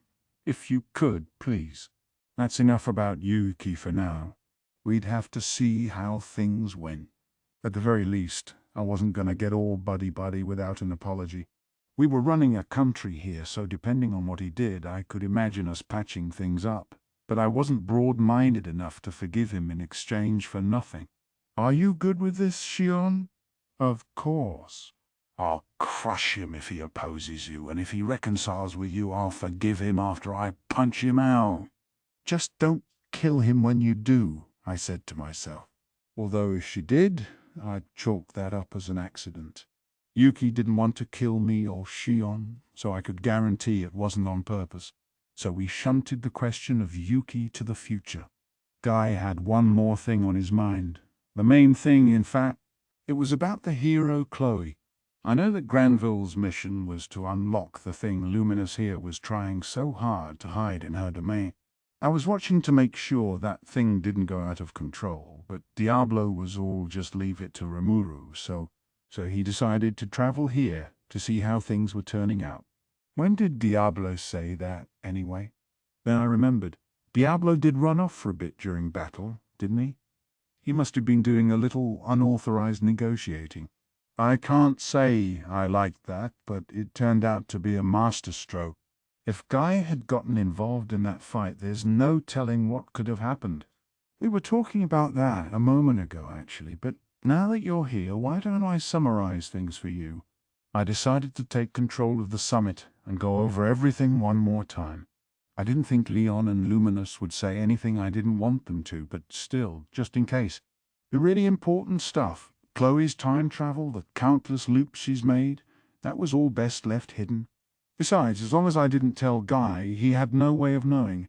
So we defeated the Berserk Cronoa, and that settled things for good. My story thus wound up pinning most of the blame on Cronoa, but I only did it to protect Chloe. If I started talking about how Chloe was Cronoa, it'd just make things more complicated, so I wanted to keep that a secret from Guy. All right. Quite a tough battle, it sounds like. So, can I ask you something? Sure. Anything. That girl over there's clearly a hero. Mind giving me an explanation? Oh. I tried to hide that, but Guy was just too smart to fool. Well, in that battle, a hidden force within this girl woke up. I attempted a believable, if wholly absurd, story. You liar. So much for that. It certainly made for a classic fantasy, discovering your powers in the heat of battle, but the excuse had no chance of working. To tell the truth, Chloe here, Leon said as I hesitated, is the exact person I spent years searching for with my targeted summoning. She happened to be there for some reason, and thanks to that, we were all saved. I had no idea where Leon was going with this, but if I wanted to slog through it, I had no choice but to follow his lead. Indeed, Luminous said before I could speak up. I was quite surprised as well, but this Chloe turned out to be the most suitable sealing vessel. Now she was adding her own take to the story. So it's up to me to tie it all together then? Sealing vessel? A quizzical Guy asked, looking right at me. That's what I wanna ask, I thought, but by now there was no chance we could be honest with him. I had to keep going. Yeah. The way Leon described it, she's got this unique ability to steal any target's power and seal it within herself. I could hardly believe it, but we've got the results right before our eyes, so I kinda have to. How was that, huh? And I even passed it to Leon. It was his turn to take over. But Luminous was quicker. You are absolutely correct. Now, I'm afraid to say I have lost my most prized of hidden weapons, but I suppose I can accept that over an uncontrollable death machine on the rampage. She seemed embittered. Truly embittered. It was an A-list performance. I almost wanted to applaud her. Now, Leon just had to wrap it up. I can see why. Guy, there are many powerful forces in the world, yourself included. I wanted to protect Chloe against these advancing threats, but I never thought she'd use her force right after I met her. I am just as unlucky here. Leon sighed. His depression hardly seemed contrived at all. If Luminous won the Best Actress award, he'd be sharing the stage as Best Actor. Regardless, we now had a coherent story. Chloe sealed Chronoa away, and thus she had obtained the powers of a hero. You three aren't trying to trick me, are you? Not at all, I retorted. You've always been too doubtful of others, Leon agreed. Indeed, said Luminous. Stop fretting over trivialities. We all swarmed upon Guy's doubt in unison. Such instant teamwork was the result, I suppose, of how much we all cherished Chloe. But you see, she's obtained hero powers, don't you? Are you just going to leave her be? Guy asked. Leon rose from his seat.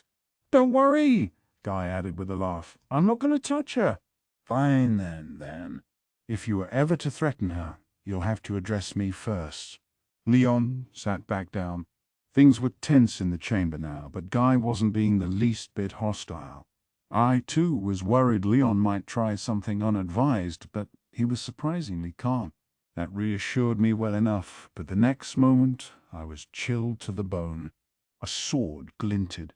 In Guy's hand was a long sword produced from parts unknown, and it was now heading straight for the back of Chloe's neck.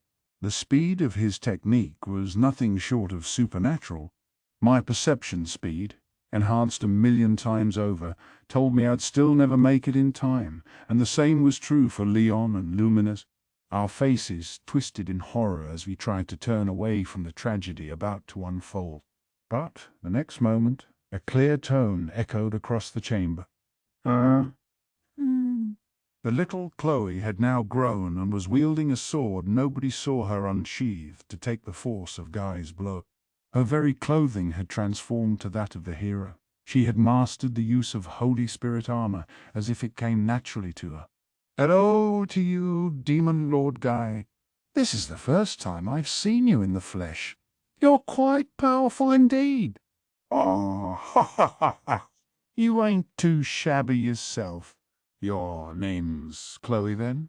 There's only a very few people who can use that power, myself included. Guy and Chloe congenially greeted each other, but I found myself unable to remain calm. I simply had no idea what just happened. Even with my super-enhanced perception, I missed it. Clearly this wasn't some chintzy old hyper-speed move. The air around them wasn't even vibrating. It was magic or something else. And at a time like this, I had the perfect partner to help out. Raphael, your commentary, please. Report unknown. Analysis and assessment of the subject, Chloe Albert's actions failed. Really? It was rare for Raphael to say dunno like that. Whether through prediction or calculation, it'd always provide me with some kind of information.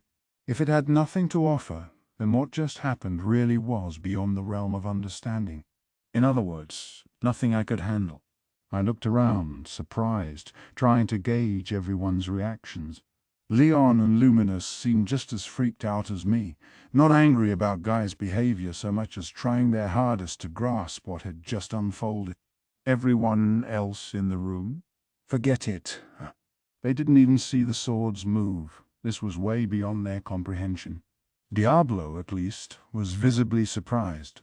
Maybe something about this encounter was familiar to him. Resolving to ask him later, I decided to stop Guy and Chloe. The latter was already readying her own attack, all but declaring the next move for herself. They seemed so friendly with each other a moment ago. Why was all this happening? They clashed swords several more times. They were single strikes, not part of a combo. It was like watching a photographic sequence of a sword fight, one stance after the next. I think. And really, I think was about the best I could do. Stop. Stop. So I threw myself between them. It was a wager, based on my guess of where the next strike was, and apparently it paid off. Whoa, don't just butt in. I could have ripped you apart if we got that wrong. Yeah, Rimuru. Guy wasn't serious. He was just testing me. But I'm glad you're concerned for me. Chloe then pulled me into a hug and kissed me on the cheek. Again, it was like a jump cut. One frame, then the next. I had no chance of dodging it. Let me just say, it was like an act of God. An irresistible force. Then, the moment she gave that kiss, Chloe shrank down. Or really returned to regular old kid Chloe. She said, bright red and quivering. Why'd you have to hug and kiss Rimuru like that? Was that Cronoa just now? I asked. Yeah. She switched with me. As she explained it, Chloe withstood the first attack, but Cronoa took over after that. They looked exactly the same, so it was a little hard to tell. Rimuru, I appreciate you stepping in to help Chloe, but I can't allow you to get any more familiar with her. Leon waited for Chloe to calm down and then picked her up. Oh, come on, Leon. You worry too much about me. He put her back in her seat and fixed Guy with an icy glare. Guy, I thought you weren't going to touch her. Yeah, sorry. Just wanted to test her out a bit. I wasn't gonna kill her, of course. Regardless, you may not want to kill someone, but your power's beyond any measure. Leon seemed pretty bent out of shape, uninterested in letting Guy have his way. In another moment, the verbal tirade began. It took Chloe herself intervening to end it, explaining that Guy didn't intend to hurt her and that she wanted to test him out as well. It looked like she got a little carried away, too. It wasn't strictly Guy's fault. If I had to guess, I'd say Chloe, or Cronoa, wanted to gauge the strength of Guy, the man who likely caused her death in the future. But what happened just now wasn't the future she experienced. She had a new power this time. The ultimate skill Yog Sothoth, Lord of Time, if I recall, and I was sure she wanted to see if it'd work on the guy. A new possibility has arisen. If the powers of the unique skill time travel, when merged with the ultimate skill Yog Sothoth, allow the subject Chloe or Bear to control time itself, then analyze and assess will always fail, since it cannot evaluate phenomena separate from its own timeline. Oh, is that it? So Chloe's new ability basically lets her stop time? Raphael was currently doing assessment work on time travel, but reportedly it'd take a while to finish up. It sounded like Chloe just inserted that unique skill straight into Yog Sothoth. I'm sure it is hard to understand data you can't even measure, but regardless, Chloe had made it her own. Astounding as it was, stopping the flow of time felt like such a cheat. No wonder my sped-up senses couldn't track her. If we're all letting time flow around us, there's no way we can observe something frozen in that dimension. But hang on. Assuming that theory is correct, if someone can't access a world frozen in time, there's no way for them to interact with someone who is in that world, right? Understood. This interpretation seems correct. Oh man. Part of me wanted to hope that, and it seemed like the only logical answer. I mean, even Cronoa was killed by Guy once, but if she could stop time, she was untouchable. It made perfect sense. Conversely, did that mean Chloe could fend off Guy? She was just a cute little girl, and really she was stronger than me even. When it dawned on me, I broke into a cold sweat that nobody else noticed. Either way, Leon backed down and peace prevailed once more. You value Ramirez a great deal, and I value Chloe a great deal. I'd advise you to make a note of that. Leon sat down, making it clear he wouldn't allow that a second time. As would I, Luminous added. Guy, I will freely recognize you as the strongest of all, but losing our help would only harm you in the long run. No, if you do intend to antagonize us, that is a different story, but you should know that we will both treat any attack on Chloe as a hostile act. Luminous must have been pretty pissed herself, rebuking Guy right alongside Leon. In situations like these, it was usually a bad idea to specify what was valuable to you. But with Guy, the opposite was true. If Guy really wanted to be hostile, there was nothing you could do. That was why they both overtly told him to lay off Chloe. All right. I'm not here to start trouble, okay? Just stay out of my way. I'm not going to touch anything you hold dear, you know. Guy, to his credit, acted sensibly about it, promising he'd keep Chloe safe. And the fact that this precious little girl was far stronger than all of us was something I decided to keep to myself. The summit came to a close in the evening. Shuna prepared dinner for us, so we moved over to the banquet hall. I couldn't help but notice that nobody seemed in a hurry to leave until we'd finished the meal. The main dish was a stew of cubed pork, or some kind of monster's meat that resembled pork, accompanied by fried eggplant, tofu with thick pancake sauce, and miso soup. This all came with steamed, fluffy, jet-black rice, the black spell rice we stumbled upon a while back. It wasn't a multi-course meal or anything, but considering this whole summit wasn't even planned for, I didn't want to hear any complaint. Oh, this isn't tempura.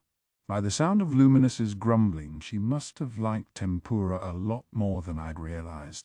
No need to worry, Luminous. This should be even tastier. Never underestimate Rimuru's lust for good food. Hinata had my back, although I couldn't tell why. I wasn't even sure if I should be happy about it. Honestly, getting complimented for my love of cuisine didn't mean much if that was the only thing about me she was willing to compliment. But whatever. So our little dinner event began, and fortunately, all the guests seemed to enjoy themselves. Ah, I see. Yeah, your cuisine around here ain't bad. Guy sounded genuinely impressed. These flavors mystify me, but at this level, I'd say it passes muster. Eating everything and not complaining about it was, I suppose, Leon's way of giving a meal high praise. Mum, you were right after all, Hinata. Another rare and exotic spread, but quite attractive nonetheless. Ooh, Oh, this really takes me back. Being able to taste this one more time, it makes me glad to be alive. Luminous seemed satisfied, and Hinata was hyping me up way too much. But I suppose this was her first Japanese-style pork stew in, what, 2,000 years? Would you have preferred white rice? I asked her. I appreciate the thought, but I'm used to this kind of thing by now. Oh, well, good. 2 millennia had given her a lot of time to sample all sorts of stuff, I'm sure, so the wrong color wasn't about to make her wrinkle her nose. Besides, unlike Chloe, Hinata apparently hadn't been able to actually taste anything she ate during those 2 millennia. All she could see was Chloe's visual feed, so the mere act of eating was a real thrill. Considering, even imagining, what she went through, I could see why this was such a divine experience. So the dinner banquet proceeded along to generally good reviews. Once it was over, the demon lords rapidly prepared to head home. They were more than welcome to spend the night, but now that their business was done, they didn't seem interested in sticking around. Chloe, if you ever get sick of this place, don't be afraid to contact me. I'll come pick you up at once. Leon still hadn't given up by the sounds of things. We had actually argued a bit about who would take in Chloe, but my friends are here and I like Rimuru's place. We wound up respecting Chloe's wishes, but it was safe to assume Leon wasn't gonna let it rest. He didn't even try to hide his attachment to her. I had my reservations about his approach, but there was no doubting his fervent desire to keep her safe and protected. Chloe could feel it too. Leon, I'm really glad to see you worried so much about me. But you don't need to be all that worried, okay? I'm not a kid anymore. She gave Leon a hug. Leon's face betrayed a gentle smile as he patted Chloe's head. They were raised virtually as siblings way back when, and Leon definitely cherished her. Then she separated from him and shifted into her adult form. Here, see? With Chronoa's power, I can go back to my grown-up self.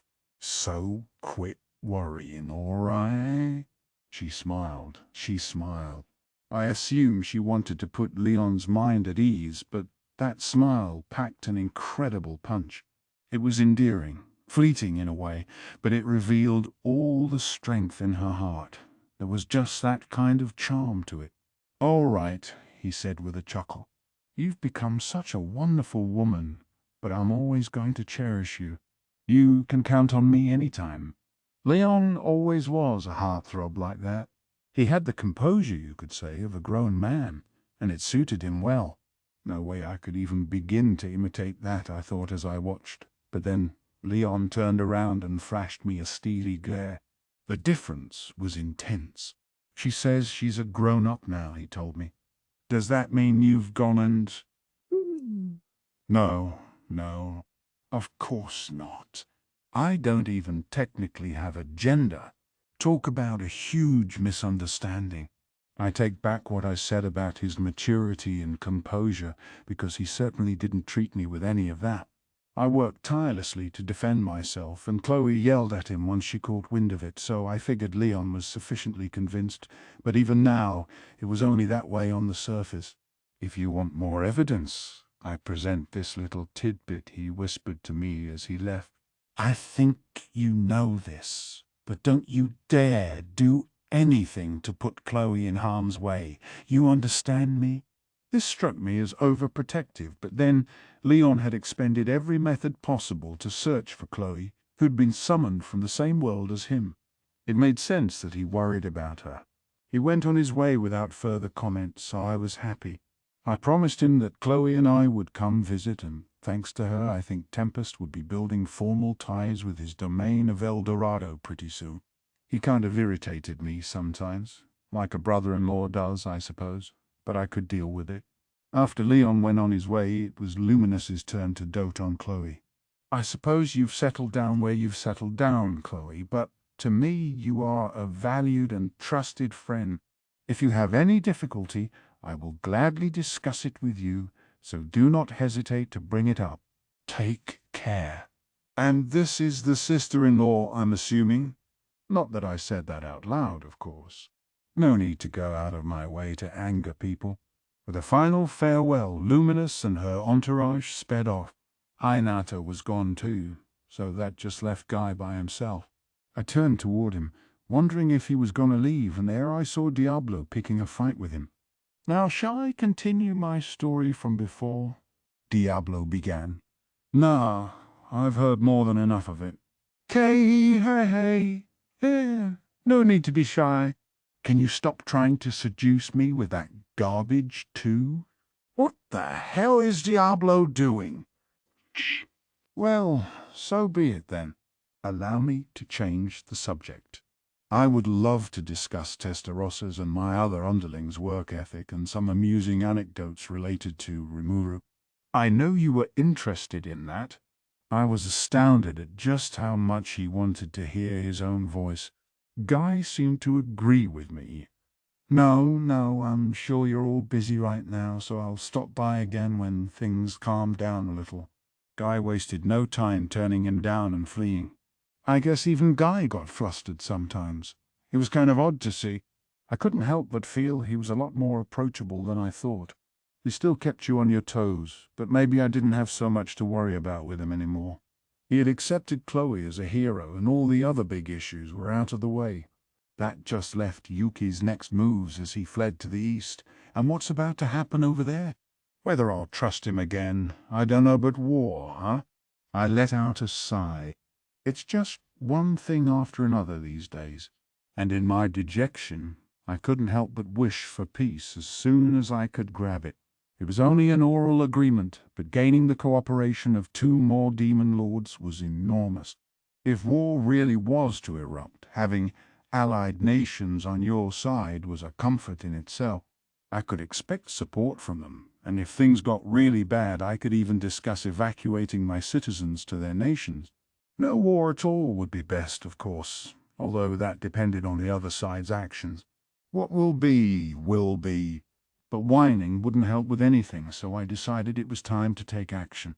First, I needed some firm ground to stand on, something that ensured a battle against the Empire wouldn't cause any problem. I secretly resolved to prepare for anything and everything possibly headed our way. Chapter 2. Accomplishments and preparations. Several months had passed since the summit and Guy's sudden visit. Time had flown by so fast. It had already been a year since I became a demon lord. The Walpurgis meeting, the duel against Hinata, the Founders' Festival, and then the fight against Maribel and the Rozzo family. So much had happened that the years seemed to pass in the blink of an eye. Even after the second annual Tempest Resurrection Festival, a much quieter affair than the first one, held with only my closest friends, the Empire still showed no signs of movement. According to Sui and Moss, however, supplies were being constantly transported to the main cities near their military borders. At this rate, even I could see the writing on the wall. War was just about to kick off. Given our assumption that conflict was inevitable, we had grown far stricter with our entry checks for people visiting Tempest. We couldn't put out the welcome mat for everyone and their dog like before. Now we only let in adventurers or merchants with the proper identification, as well as those with legitimate referrals or the like. This was out of concern for spies, but we had another reason as well, a sort of classification system. We were visited by far more than just humans, and each had their own qualitative differences. Those of unidentifiable origin often tended to be pretty uncivilized, and if we let a lot of those folks in, we wouldn't be able to handle them all. We could make it clear that hostile behavior around town was forbidden, but at the end of the day, we couldn't really stop some fool from storming in and going out of control. There was a barrier over town, yes, but it was tough to block every single kind of magic. That was the difference between a town of humans and a town of monsters. So after discussing matters with Gazelle, we decided to follow the lead of the Dwarven Kingdom. When we granted someone entry, they'd need to first learn the basic Tempestian rules and regulation. An intake, basically. If someone wanted to relocate to Tempest, they'd need more formal schooling. We'd ferry them to a site built for that very purpose and teach them there. They'd receive an entry permit only upon learning an employable trade or skill. Shion's troops were a good fit for this job. If any would-be residents got violent, they could put 'em back in their place well enough. It'd help us catch Imperial spies, too, so I thought this system was gonna be a permanent part of how things worked around here. During the visitors' intake, we'd gauge each visitor and ask them why they want to enter Tempest. Preventing swarms of penniless people from rushing in was another way to stave off trouble around town. We had a lot of regular lodging around the Colosseum, but they were used by the destitute. The more well-off merchants and nobles were shown to neighborhoods with fancier quarters. For the real upper crust, meanwhile, we had our 5-star facilities, the best the city of Rimuru had to offer. This was where we pointed visitors looking to recuperate at our health spec. They say that memories are priceless, but you ain't gonna get away with that in our nation.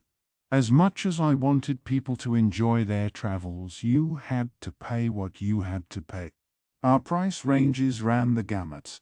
Your run-of-the-mill lodging started at 30 silver coins a night. The wealthier merchants and lower-level nobles could afford places that began at 1 gold coin. From there, the sky was the limit, really. We had rooms available that cost 10 gold or more a night. Wait, why am I prattling on like some travel agent? My point, though, is that we could provide services for a wide swath of social classes. I wanted tons of people to see us as a vacation destination, so we were also working hard on PR, giving out high-end lodging to our most active merchants or people who made it past floor 10 of the dungeon. The dungeon runner clientele really loved that. Everyone knew how great the food was at those places, so it really built up enthusiasm. Even one meal there cost 10 silver coins and up. Considering the very cheapest accommodations ran around 3 silver, that must have felt super expensive, but sometimes you want to splurge a bit and sometimes you come across easy money in the dungeon. Providing people a way to spend that cash was our job as proprietor.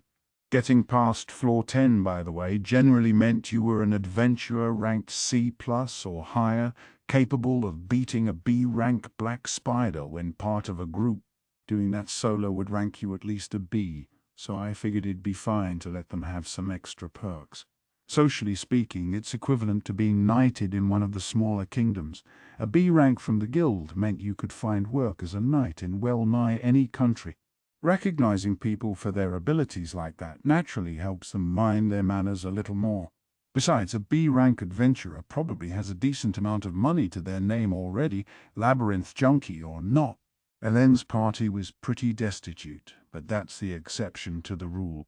Plus, if they do start trouble in town, they wouldn't have anywhere to go. The upper-class district was surrounded by a moat and heavily defended. As we explained to visitors, if you're kicked out once, you're never getting back in again. Nobody's going to attempt crime once they're aware of that, so along those lines, I thought we were doing a good job projecting a clean image. Meanwhile, the merchants, being merchants after all, were clamoring to get in, seeking Tempest-branded weapons and crafts to sell. Some of them were doing a very brisk business, and a lot of them were pretty loaded. More and more of them were using our fancier lodging without having to be plied with free nights. To people like these, we sold the battle gear crafted by Kuroba's apprentices and the handiwork made by dolls. All high quality, of course, and all well reviewed.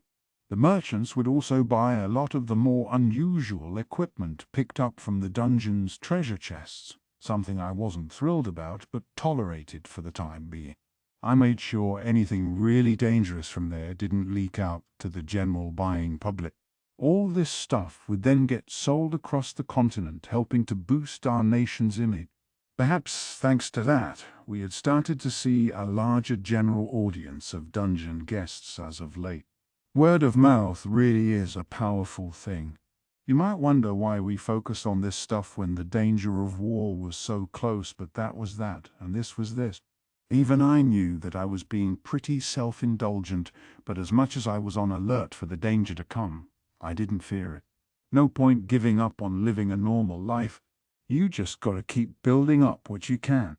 So the capital was growing at a decent rate, as was our international transportation network. Following Benimaru's negotiations, Momiji and the Tengu tribe had pledged their support. We now had a mountain tunnel completed, and the paving work was done as well, save for a few spots. We had also handed over construction on the highway between Tempest and Thalion to the labourers Archduke Errol brought along with him, so we'd have a direct route to there before much longer. Work had begun on a railroad track to the kingdom of Farminus, and it was proceeding along at a feverish pace. The track was already complete to Anglesea, wrapped up on time, and the same was true for the Dwarven Kingdom. They even finished the lodging town located on a stop along the way. This was built on a spot past the forest of Jura, right where it intersects with the great Ameld River. It was a perfect rest stop, and it saw use as a base of operations during highway construction. The track was built alongside the river, so it was a fine place to serve as a midway point. We had enlisted the monsters living nearby to build the town, and there was no reason to let it go to waste post-construction, so we outfitted the building some more and made it into a full lodging stop. Going forward, I want this town to become a major city and terminal hub, so I'm sure it'll grow in importance as the years go by. The highway to Eurasania had now been fully widened. It was still unpaved in spots, but fully navigable from start to finish.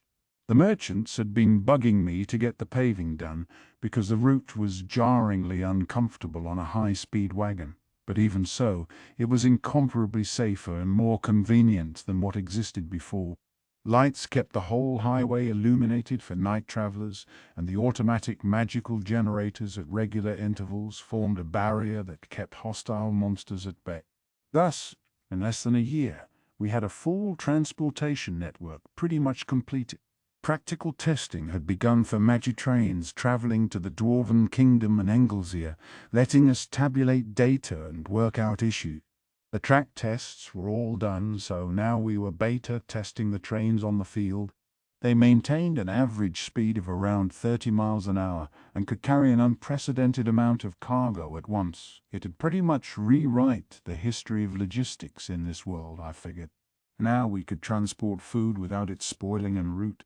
That was bound to enrich cuisine across the board while reducing the number of people going hungry in times of famine. I was once again reminded how logistics like these were a must-have in order to expand our country's influence. Along with this data collection, we were also considering the Magitrain's operation cycles in detail, a trial-and-error process as we worked out our first public schedule. The track between Tempest and Dworgen extended some 620 miles. At 30 miles an hour, it took 21 hours, less than a day, to go from one end to the other. By comparison, Anglesea was around 180 miles away, so you could reach it in 6 hours. These figures, of course, reflected a pretty hefty safety cushion. In theory, you could run these guys 4 times as fast and load them with over 1,000 tons of goods based on our calculations, but these Magitrains were without precedent. If we ran them at full power and something came up, we wouldn't be able to deal with it. For now, we'd see how things would go. All transportation, of course, has its glitches, and we needed to factor rest time in as well. Magitrains could run for only so long at a time, so we weren't doing overnight runs for the time being. Besides, we couldn't assign day and night shifts to mechanics and operators unless we could handle replacement parts and other maintenance overnight. We currently had 20 locomotives in operation. Each one could pull 2 freight cars and 3 passenger cars, making them 6-car trains. Our passenger cars each held 80 seats but could hold a maximum of 150 people, although I figured we shouldn't allow that since it'd force people to stand for hours on end. Thus, if we aimed for over 200 passengers per trip, that put us at 80% capacity. That left the question of just how much to charge per person, but wait a minute, why did I have to micromanage down to that level? I'd just leave that to my old pal Molly. I'm sure he'd work it out. It was just a matter of time before we'd go into full operation, and once we had more of a track record, I thought we could boost our capacity a bit, adding to the convenience. Maybe we could aim for 10 car trains running 60 miles an hour. I thought that was doable. Definitely not a dream. Something we'd really see happen before too long. So really, we'd accomplished an incredible amount in a year. Announcing all these successes was bound to surprise and excite people the world over, I thought. It'd make the future brighter for us all, and it'd also show everyone how hard I was working and how useful our nation was. Lives would be more fulfilling. We'd enjoy better food and take in more entertainment from all around the world. In effect, I'd be promised a life full of fun, something I never could have thought about when I was first reincarnated as a slime. If it wasn't for the whole Eastern Empire thing, I could devote myself to my hobbies without a care in the world, but suddenly I had an idea. Why not team up with Veldora, plus whoever else wanted to join us? Declare war on the Empire and immediately assault them? I knew about the army of angels that attack us if our civilization grew too developed, but I didn't even have any idea where they were. Attacking them first was going to be difficult, but not the Empire. If they were preparing to strike us and not even trying to hide it, I couldn't help but think, who could complain if we just did them in? Part of me was just being impatient, I knew, but with this sort of thing it was always easier to attack than defend. If the Empire was aiming to annex the Western nations, there was no reason why they had to attack the forest of Jura along the way. They could always decide to just ignore us. Everybody knew Veldora was revived now, and if you did even a little research, you'd realize that opposing us meant making an enemy of the Storm Dragon. It was up to the Empire to decide, and situations like these put us under a lot of stress. So was it even possible for them to stage a direct invasion of the West? There was no sea route. Not even a fleet of dreadnought-class warships would keep you safe against the giant sea monsters lurking there, and fighting on their turf was too risky to be tenable. There was no guarantee you'd have a safe voyage in the first place, and knights were at a terrible disadvantage in sea battle. How many ships would you need to transport the massive number of soldiers involved? And even if you managed to land them over in Farminus, it wasn't like Yom and his forces were clowning around. They were fully prepared to ambush them and defend their land. Unless they established a beachhead on the first attack, the Empire couldn't send any reinforcements. They'd have the Royal Farminus force in front, sea monsters in the back. It'd kill their morale, and we'd score an easy tactical victory. Could the Empire ignore Farminus then, and advance through northern Englesia? That, we concluded, would also be difficult. North Englesia was a playground for demons. Guy didn't seem too interested in stopping them entirely, and Testaross's underlings were currently defending the area. You had a bunch of belligerents waging battle over there at regular intervals, so if the Empire staged an invasion, we predicted they'd be sitting ducks, essentially. Between this, that, and the other thing, a naval invasion seemed reliably out of the picture. What about on land?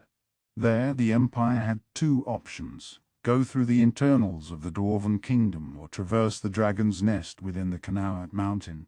The latter option was off the table from the start, too risky. Staging a large-scale march across peaks higher than Mount Everest was suicidal, no matter how much you prepared for it. You couldn't train an entire infantry force to be expert mountain climbers. And even if you could, you had hordes of dragons, rank monsters, waiting for you beyond. Common sense dictated that not even the most epically stupid leader would pick that route. How viable was the Dwarven Kingdom route, however? I had Hainata check into that based on Raphael's suggestion, and she reported that a large force could theoretically navigate through it.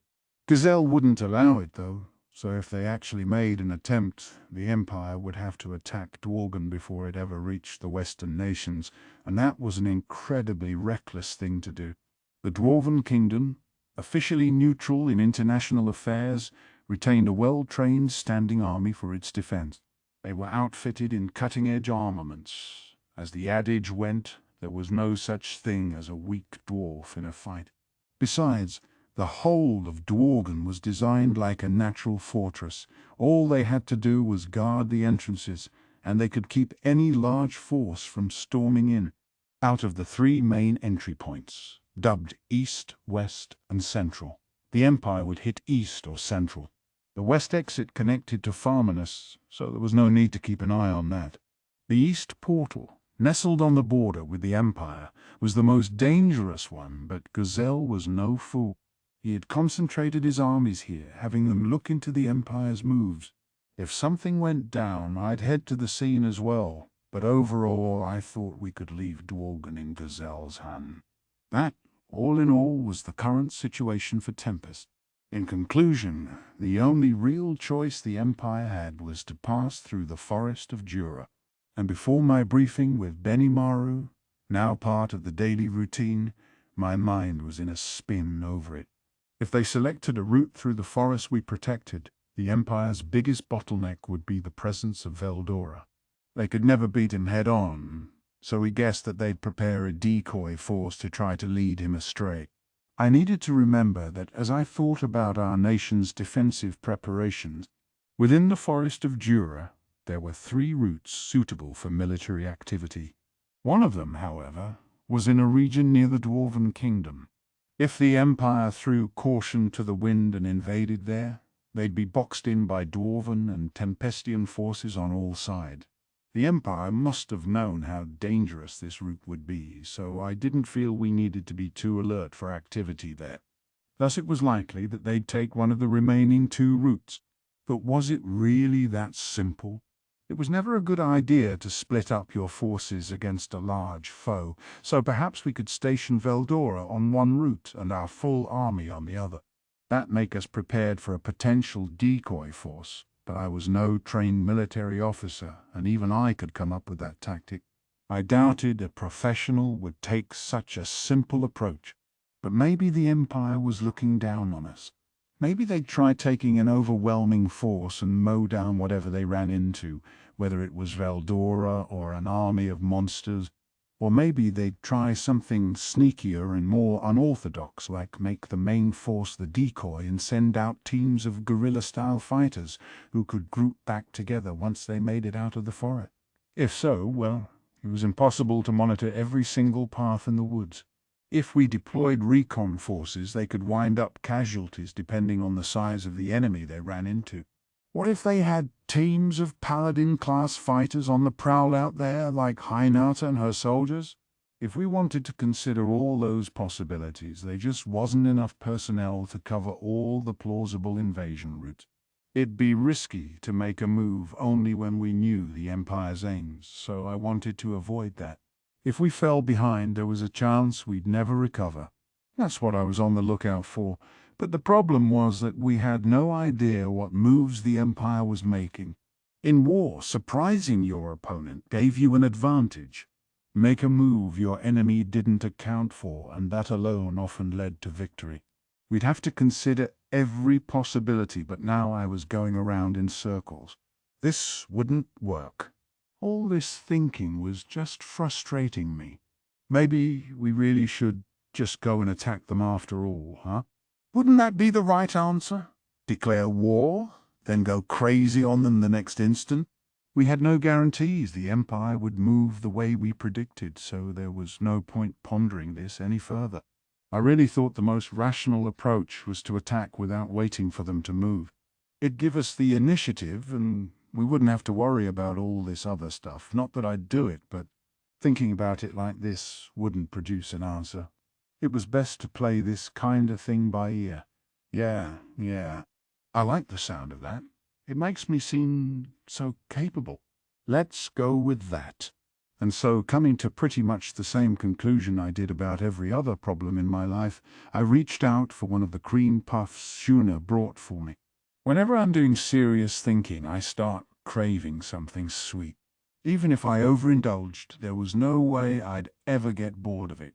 If I did, well, I'd just play it by ear then. What? Just for you? That's not fair. I was satisfying my thirst with some of Shion's tea and enjoying the cream puff when Benimaru finally showed up. We were in my office, a bit later than usual for our now daily briefing.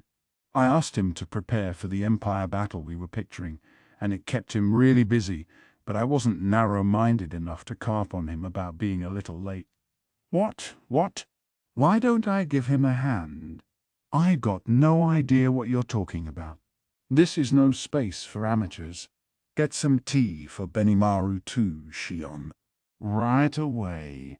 Benimaru, having experienced trauma at the hands of Shion's cooking, always kept a wary eye on her. Tea was all right at least, but even then he never let down his guard. Classic Benimaru. Thank you very much, he said to me. All that work makes you crave something sweet, doesn't it? Yeah, kind of. We have access to a lot more sugar now than before. Hopefully things can stay peaceful around here. You're right. But if it comes down to a conflict, well, we can simply wipe the floor with them. Confident as always. I was glad to see that, but hopefully he wouldn't forget to at least try to avoid conflict. Here you go, Shion said, offering Benimaru some tea. She refilled my cup as well, the aroma already putting me at ease. So, how is Diablo faring? Benimaru asked me. Oh, he's mediating again today? Again? Yep. Again. Yes, Diablo was back on mediator duty because Ultima and Carrera just couldn't stop causing trouble on a daily basis. It's not that they didn't get along, they were just driven to compete with each other on every single little thing. Yesterday it was about a criminal transport. Before then, it was over how to handle a suspect in custody. Sometimes they'd argue over food on the menu. Sometimes they'd squabble over who would purchase a new outfit for. It'd be one thing if they kept it to verbal sparring, but when those two went at it, it turned into a street war that would make even the Yakuza bolt. Once it reached that point, only Diablo could stop them. If he sent his underling venom in, he'd just get his ass kicked. No innocent bystanders had been hurt yet, but they had become notorious enough that people bet on the outcomes of their fights, which was great and all, but I couldn't let this stand. So I'd send Diablo out to handle them, but perhaps it was time to consider a more permanent solution. Otherwise, I feared Diablo was gonna blow his top before long. A little while back, Diablo took Ultima and Carrera into the dungeon. This was nothing cute, like a date. As he passionately explained to me, it'd be a chance to give them a thorough combat education. He used that space, and the immortality it provided, to beat the crap out of them, but apparently not even that taught them a lesson. In fact, fighting Diablo seemed to fill them with joy. Why did demons have to be so damn belligerent? I was really starting to wonder how much more I could handle. I have returned, sir.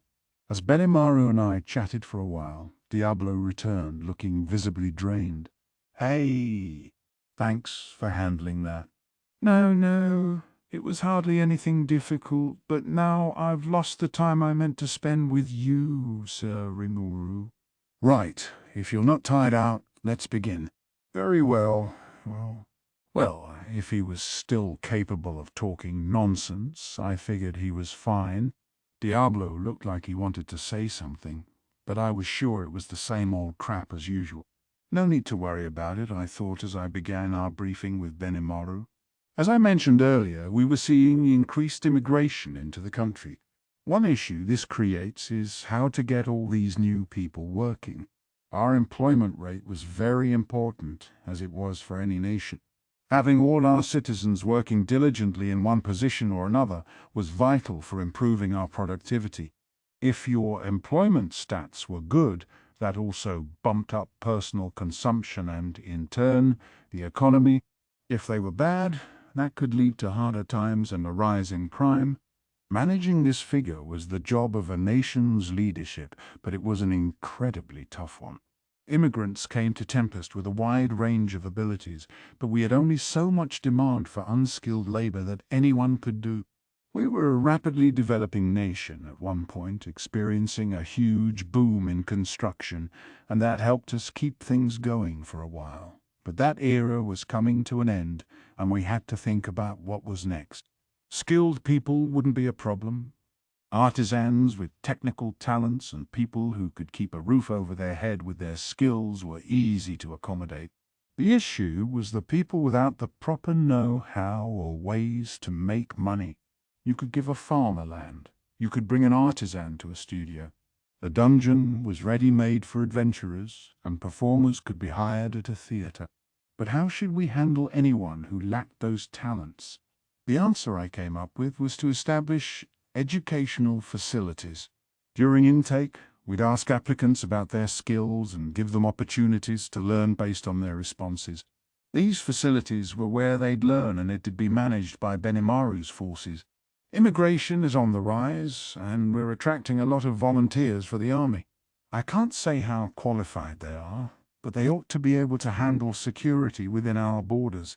That was the approach we had been testing out, but apparently the army was dealing with even more volunteers these days. Enlistment guaranteed you'd be fed, taught a trade for free, and even get referrals to civilian jobs. Those were the rumors going around. Thanks to that, they were seeing not only new transplants, but adventurers and mercenaries as well. Now, given that we took on national defense duties for the Western nations, we did need to address expanding our military. With that in mind, I wouldn't call this a problem for now. We had little issues here and there, but nothing that couldn't be handled internally. The problem was that it was starting to look more and more like war with the Eastern Empire. We couldn't put raw recruits on the line for that, so it was time to reorganize our forces. I had asked Benimaru to provide me with a new organizational chart. "This is the new structure we've contemplated," he explained as he took out a sheet of paper and spread it on my desk. "Some of the assignments are rather bold, I would say, but I think they can work." Benimaru would remain commander, with me maintaining supreme command, including the right to appoint officers. These used to be basically the same thing, but I split them up and assigned one to Benimaru. My thought was that you can't let a military amateur like me attempt an army command, so I wanted Benimaru to have first say in all military affairs. This meant that Benimaru's orders outranked mine within the army, but not when it came to strategic maneuvers. I could appoint people to upper command, and I could declare an end to an ongoing war. Benimaru could name whoever he wanted to positions lower than general, but I was allowed to establish army corps and appoint generals. Thus it was up to me to check over Benimaru's org chart and decide whether to consent to it. Well, if you think it'll work, I don't intend to complain about anything. Even if I didn't intend to complain, I still had stuff I wanted to say. Given my appointive power, I'd have to answer to my assignments if something went bad. But we had already heavily debated over this organizational structure, so all that was behind us anyway. And in the end, the only appointment I really insisted upon was Gobta as leader of our new 1st Army Corps. When you first suggested naming Gobta as a general, I honestly didn't know what to think, but now I agree this really suits him, said Benimaru. As his reaction indicated, there were differing opinions on promoting Gobta to general. Certainly, I could understand if the idea of giving that full Gobta actual responsibility made people anxious. He'd be making decisions that could affect his army's lives, so Benimaru and the other staff officers were naturally going to be hesitant. He slept through a lot of meetings, and it wasn't like I thought it'd go problem-free, but I also knew that he had undergone special training in secret, and that he wanted to keep this nation safe as much as anyone. Right? When push comes to shove, that guy really steps up. And when it doesn't, he doesn't. But his men trusted in him, and in his own way he cared a lot about others. Most of all, I trusted him. He's one of the big four as well, after all. I'm sure you're not incorrect in your judgment, Sir Rimuru. Precisely, chimed in Diablo. Also, just in case, I will deploy Testarossa as an observer. If he falls out of line, she'll fix him up. Shion and Diablo, his fellow Big Four members, were just as enthusiastic about Gobta, and I suppose Benimaru accepted him too. Well, he said with a grin as chief of the Big Four, I can't say no to him. And Diablo's right. If something comes up, we can just offer him some support, right? Let's give him the job.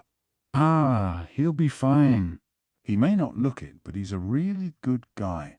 And so Gupta was now an army general. I eyed the org chart carefully, checking out the other corps generals. 3 corps had been established in all, underneath Benimaru's command. We had just discussed the 1st Army Corps, led by Gupta with Hakuro as a military advisor. The corps was staffed as follows: 100 goblin riders. Each one of them had grown to an A- threat, wielding lieutenant-level powers. 12,000 of the green numbers. The original 4,000 would receive promotions, while the 8,000 new recruits would sign on as private. I was told they'd operate in groups of 3. We'd gained a lot of soldiers in the past year, mostly monsters native to the forest of Jura. That led to few difficulties, reportedly. The newer foot soldiers would be ranked no better than D or C, but the veterans had been raised up to a B, and I could expect them to be a pretty formidable force. Next, we had the 2nd Army Corps, led by Geld. This force was currently deployed across the continent on intelligence and engineer duties. In times of war, we planned to call them back and have them serve as our main army. They consisted of 2,000 of the yellow numbers. This is the corps of high orcs who had served Geld since the bad old days. Each one was pretty powerful, ranked a B+, and they could form an iron defense that operated in lockstep with Geld himself. I'd have them serve as platoon leaders, bringing together the younger troops. 35,000 of the orange numbers. The newer high orcs were brought on as volunteers to this force. As a team, they managed a C rank, but only the veterans, some 15,000 soldiers, would get involved in actual combat.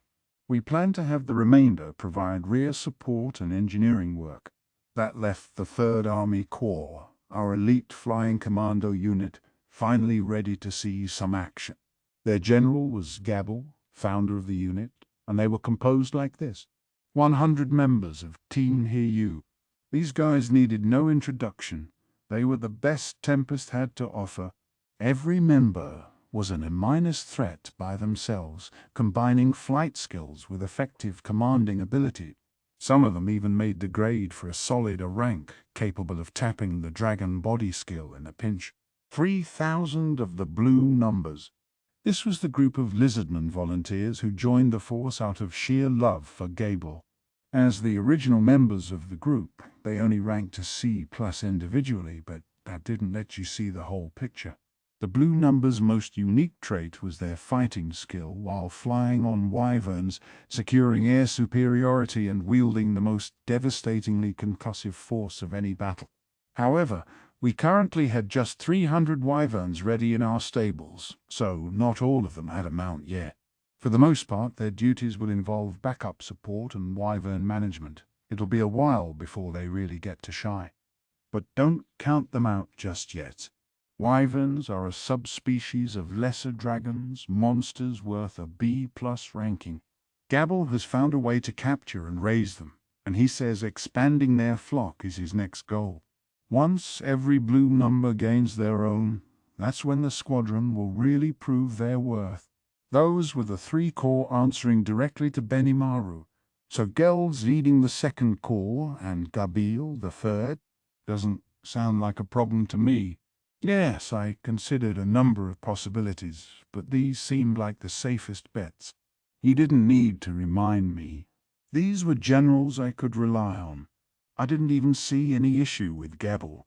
Sure, he got way too full of himself, but he was well versed in combat, always performing excellently in our drills, and even Benimaru considered him a rival. I didn't think he was a particularly good strategist, but his tactical mind on the field was sharp. He also cared deeply for his troops, unafraid to pull them back if needed. A fine candidate for the job. And this, Benimaru said as he pulled out another sheet of paper, is the same as I showed you before. It listed 3 more military forces. One was Team Kurenai, Benimaru's elite guard of 300 troops. The A-rank Gobble was their leader, and every one of them was ranked A- or higher. Now they also managed the Army's General Staff headquarters. Seeing her in combat training, I was struck that someone like Gobwa could hold her own against an upper-level magic born like Gelnud, or maybe even fare better than that. Looking at the rest of the unit, I saw at least a few who scored an easy A in my eyes, some who could take on a paladin and win. There was no guessing how deep their fighting skills went. For the most part, a monster's strength was evaluated based on their magical power, their magicule count. If a monster was innately strong, the whole level assignment system couldn't really apply, but in addition to their natural physical capabilities, our troops had received military training, granting them strengths better geared for battle. I don't think it's out of line to assume they're better than what the standard judgment criteria would suggest. I could tell because even with exceptional cases like Hakuro, it is plain to see across the board. The fact is, this unit's full of real warriors, well-honed troopers who managed to survive Hakuro's hellish training. Next was Team Kurayami, Soi's group of 100 or so intelligence officers. This unit was a mystery in a lot of ways. It was under Soi's complete control, and few people knew it even existed. As far as I was aware, however, they were pretty damn good fighters. Soka was a definite Aranka, along with the 4 squadron leaders serving under her, but that wasn't even the cream of the crop. There were a few special A people on the team, Glenda Attlee among them. What's more, a few folks who went through Tempest's justice system managed to work out plea bargains with Testarossa to serve under Sai in this squad. This included Girard, who headed the Sons of the Veld mercenary team along with the Elementalist A and under him. Both of them were well past the A rank and now serving as excellent secret agents. I once teased Team Kurayami by calling them a rogue band of special forces problem children, but now it really was starting to look that way. So I warned me not to expect much from them in battle, but I didn't believe him. They seem pretty good at assassinations for one, and if you have that many dudes ranked above an A on one team, how could they not be total badasses? Honestly, I'm not completely sure what direction Soi was taking with these guys. You occasionally heard some ominous rumors about the unit, and I couldn't blame anyone for spreading them. Last but not least was Shion's Team Reborn, 100 members in all. The one unique trait about this unit was that they just didn't die. Taking advantage of their astonishing regeneration skills, they had undergone incredibly severe training, making every member B+ or above. Considering they only managed C level before, that was the most growth out of anyone on our force. They had all proven themselves in combat against the Crusaders too, so for all I know, maybe some of them broke the barrier and scored an rank. Team Hiryu was likely the strongest of them all for now. But as far as I was concerned, if any unit had the potential to snatch that title, it was Shion's. What's more, Benimaru had assigned Reborn to be my personal elite force, a kind of Imperial Guard. I wasn't such a fan of that, but using them for missions that took advantage of tenacity, decoy runs, for example, to buy time for the rest of the force, was what they excelled at the most. I guess if things really got screwy, I could use Team Reborn as bait and run for the hills. That's how Shion proudly explained it to me. It should also be mentioned that although they were my personal guard, they didn't accept orders from me. They were there to protect me, and they were forbidden from abandoning that mission, no matter what I told them. Even if I asked them to leave, they wouldn't hesitate to sacrifice themselves for my sake. It was such a menace. That being said, they were happy to run little errands for me, but I better not say that to Shion. Gotta keep up appearances sometimes. By the way, Shion also headed another force, a secret one not listed on these charts. I say secret, but it was the kind of open secret that everyone was aware of. This was her personal force, a kind of guard team for her, but in effect it was quite literally her fan club. I didn't know how big it was. Probably not more than 1,000 at most, I thought. Officially, it wasn't a force per se, so they weren't under Tempest's control. We also knew nothing about their abilities. Were they gonna be okay, even? I didn't want anyone to die for this, but Shion was training them on the sly, so I really had no idea what was up with them. Still, Dagral's sons were apparently squadron leaders in this so-called force, and it also included some adventurers with battle experience. Maybe they'd come in handy later on, but I was more anxious than expectant. This wasn't the kind of force you wanted on the front lines, and it was obvious why Benimaru didn't put them on our official roll. I handed the sheet back to Benimaru and said, "Looks good to me. Seems we've got more firepower now, but I don't see any need to change up these forces. Neither of us needs to interfere with them, I'd say." Indeed, indeed.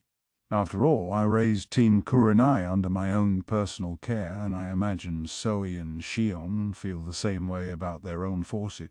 I will refrain from adding them to the official hierarchy. Shion nodded her approval, and I had no objection, so I told him, "All right, make it so. If you developed a team yourself, after all, you'd like to keep it near you." And really, we didn't need to list Gable's team Haruyu either. That was his suggestion, and we accepted it. Gobta didn't raise the Goblin Riders exactly, but he was their colleague, their comrade in arms, and someone whose strength was without question.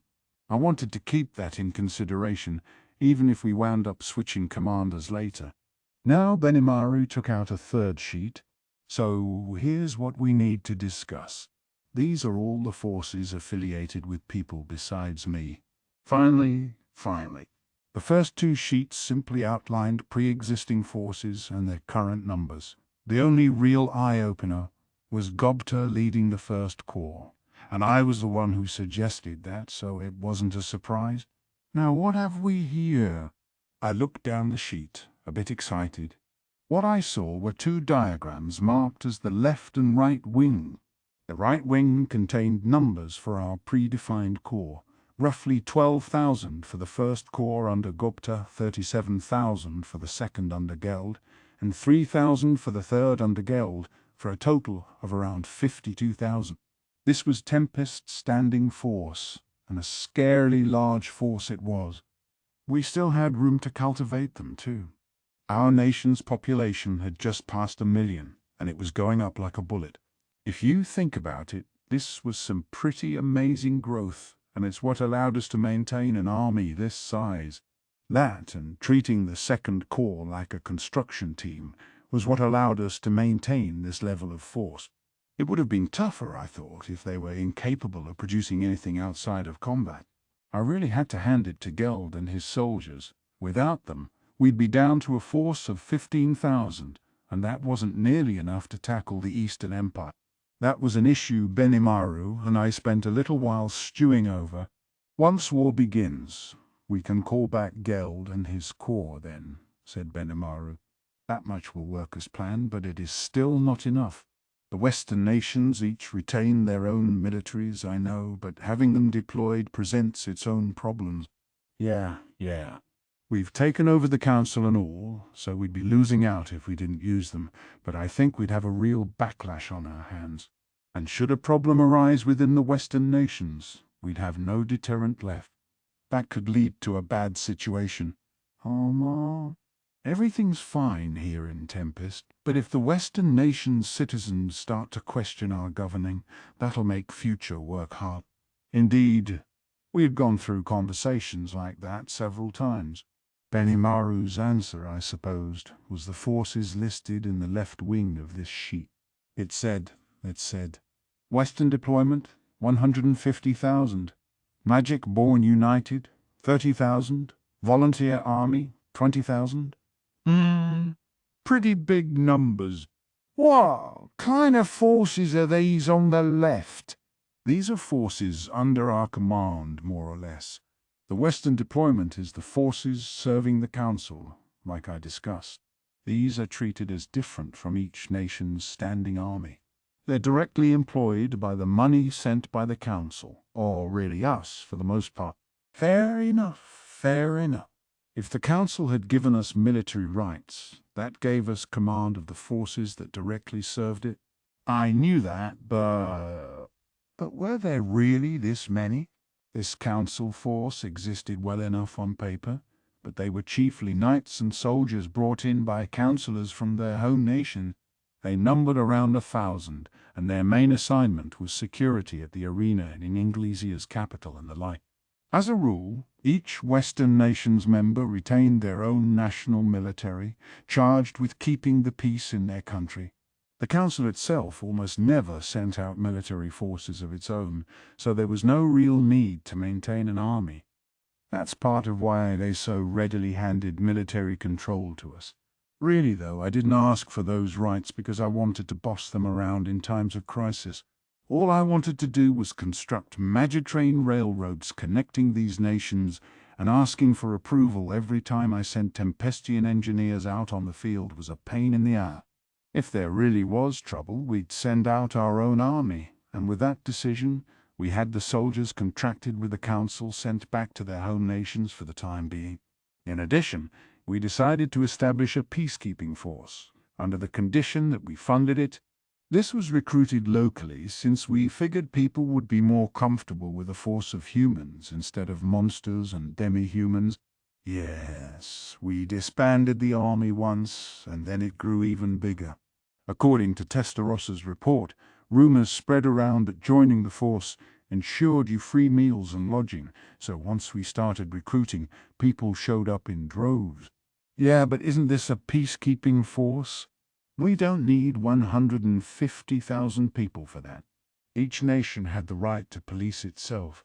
If we started rounding up criminals, we'd be overstepping our authority.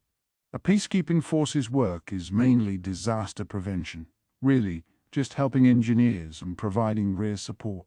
I didn't think we'd even need 10,000 people, much less 150,000. Well, the way Testarossa put it, that was the demand we received from all the nations, Benimaru began, before explaining it all in detail. Once Testarossa assumed control of the council, she started advancing a pretty bold set of reforms. I had approved them all, but they had even bigger repercussions than I imagined. All these reforms were to be spearheaded by the individual nations. We'd simply provide the needed advice and technology. Foreign aid, essentially. Official development assistance, to use government jargon. The way it worked was that the council would provide public funding, and we'd provide nationally backed labor to help with whatever the nations needed. We'd hire on local people, provide technical assistance, and manage regional demands. That gave Tempestians work and a salary, and it afforded our partners the vital support they needed, a win-win kind of relationship. But there's no such thing as a free lunch. There was another side to this support system. For example, the way we covered our construction costs was to take back that amount in local water rights. If we built train tracks in an area, we'd apply a tax to train usage fees, collecting a profit on a permanent basis. Just like with the highways, we'd handle all maintenance in exchange for customs, waivers, and other rights. Truly, the work of a demon lord. Act all kind and charitable, then do some pretty vicious stuff behind the curtain. But we were helping improve people's lives, and our partners didn't lose on the deal, really. They were just paying us in profits on matters they couldn't foresee doing yet. The larger nations, of course, would likely prefer to handle things themselves. Maybe they couldn't yet, but once they saw what we were doing, they could always copy us, steal our tech, and run it themselves. I took that as a given. However, and so even the large nations are pushing us with demands for railway infrastructure as soon as possible, said Benimaru. And since we don't have engineers in Tempest to handle that, you deployed the people we brought on as rear support instead. That's right. But apparently not even they were enough, so we've been fielding local people and having them join us. And thanks to that, we now had a ridiculously large group of soldiers. I had granted Testarossa full rights to act on my behalf as a diplomatic officer.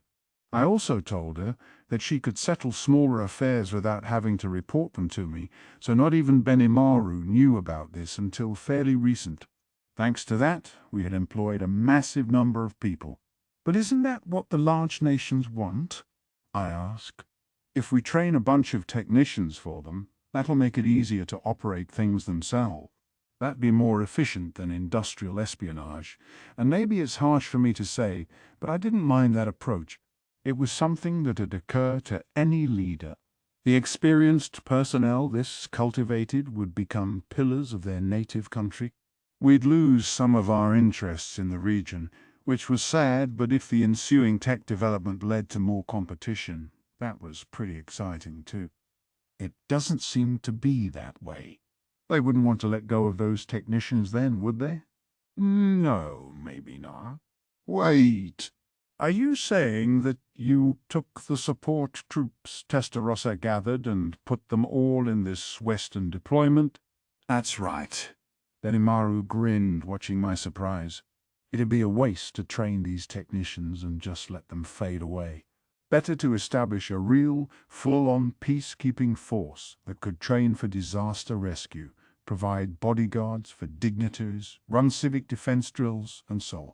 That was the rather bold decision Benimaru made. Testarossa was about to let them go.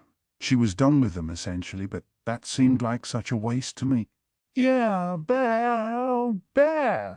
That, and I thought I could find work for them, so I went on my own to name them the Western Deployment. I see. That made sense.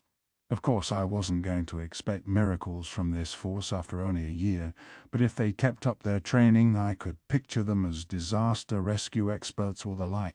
They'd be good for handling accidents, and as Benimaru said, we could use them in a variety of situations. All right. That was a pretty good decision, Benimaru. Oh, no need for praise, he replied, although he looked a bit bashful about it. But the Western deployment, huh? 150,000 is a big number, but if we were going to deploy them across the West, it almost wasn't enough. And if it let us retain our interests in those lands, they'd certainly be earning their keep for us. It all came as a surprise, but it was certainly news to rejoice about. So, next up? Okay, I get the Western deployment, but what's this Magic-Born United? They numbered 30,000 in total. Were they conscripting monsters from the forest of Jura or something? That's a force primarily composed of the Magic-Born who served under Clayman, actually. Geld had them working as prisoners of war, and we borrowed the ones particularly suited for combat. In exchange, we're filling the holes with the High Orcs who are working on now completed construction projects. From the way Benimaru put it, he was making sure none of this shuffling affected the progress of Geld's construction work. If so, then, well, sure, having experienced fighters would make for a better force than amateurs. But those guys wouldn't be too cooperative, though, would they? Clayman's force was mostly B-rank magic-born, though some were in the realm of A and beyond.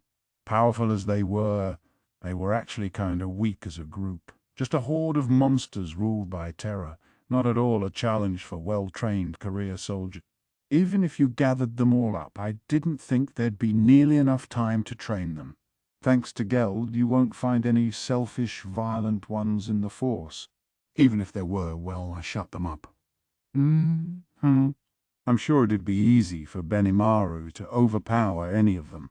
Well, fine, but aren't they used to regular work by now? I'm not sure forcing them into battle is such a hot idea. It's all right, Benimaru assured me. This is something they suggested. They wanted to show you, Sir Rimuru, that they could be of use to you. That was a surprise coming from him. As selfish as all those magic-born were, now they were volunteering for duty. It comes down to good food, good company, a boss who says they need them, and decent work. That's what they valued, and they want to stake their powers on protecting it. They were quite enthusiastic. They were. It was an unexpected stroke of luck, but one I really appreciated. Conscripted forces, after all, were useless in actual battle. If they were defending their homeland, maybe there'd be no other option, but otherwise it'd be much smarter for them to unconditionally surrender. Nobody wanted to be a slave to another country. If you were going to be colonized and taxed to oblivion, you'd feign obedience but constantly seek out a chance to rise up and take revenge. But unless the invaders truly were cruel and abusive, you could decide to put up with a few disadvantages in the meantime. An invader could never ignore the feelings of the people living there. Those people needed to take responsibility for the future they decided on, and a ruler had to answer to them. That's why I thought conscription was among the worst things you could do to people. It's why you never try to force patriotism down their throats. Tempest operated under my protection, and I had no intention of listening to outsiders pushing their own arrogant demands. As long as I wasn't willing to easily give up our rights, there were always going to be differences of opinion.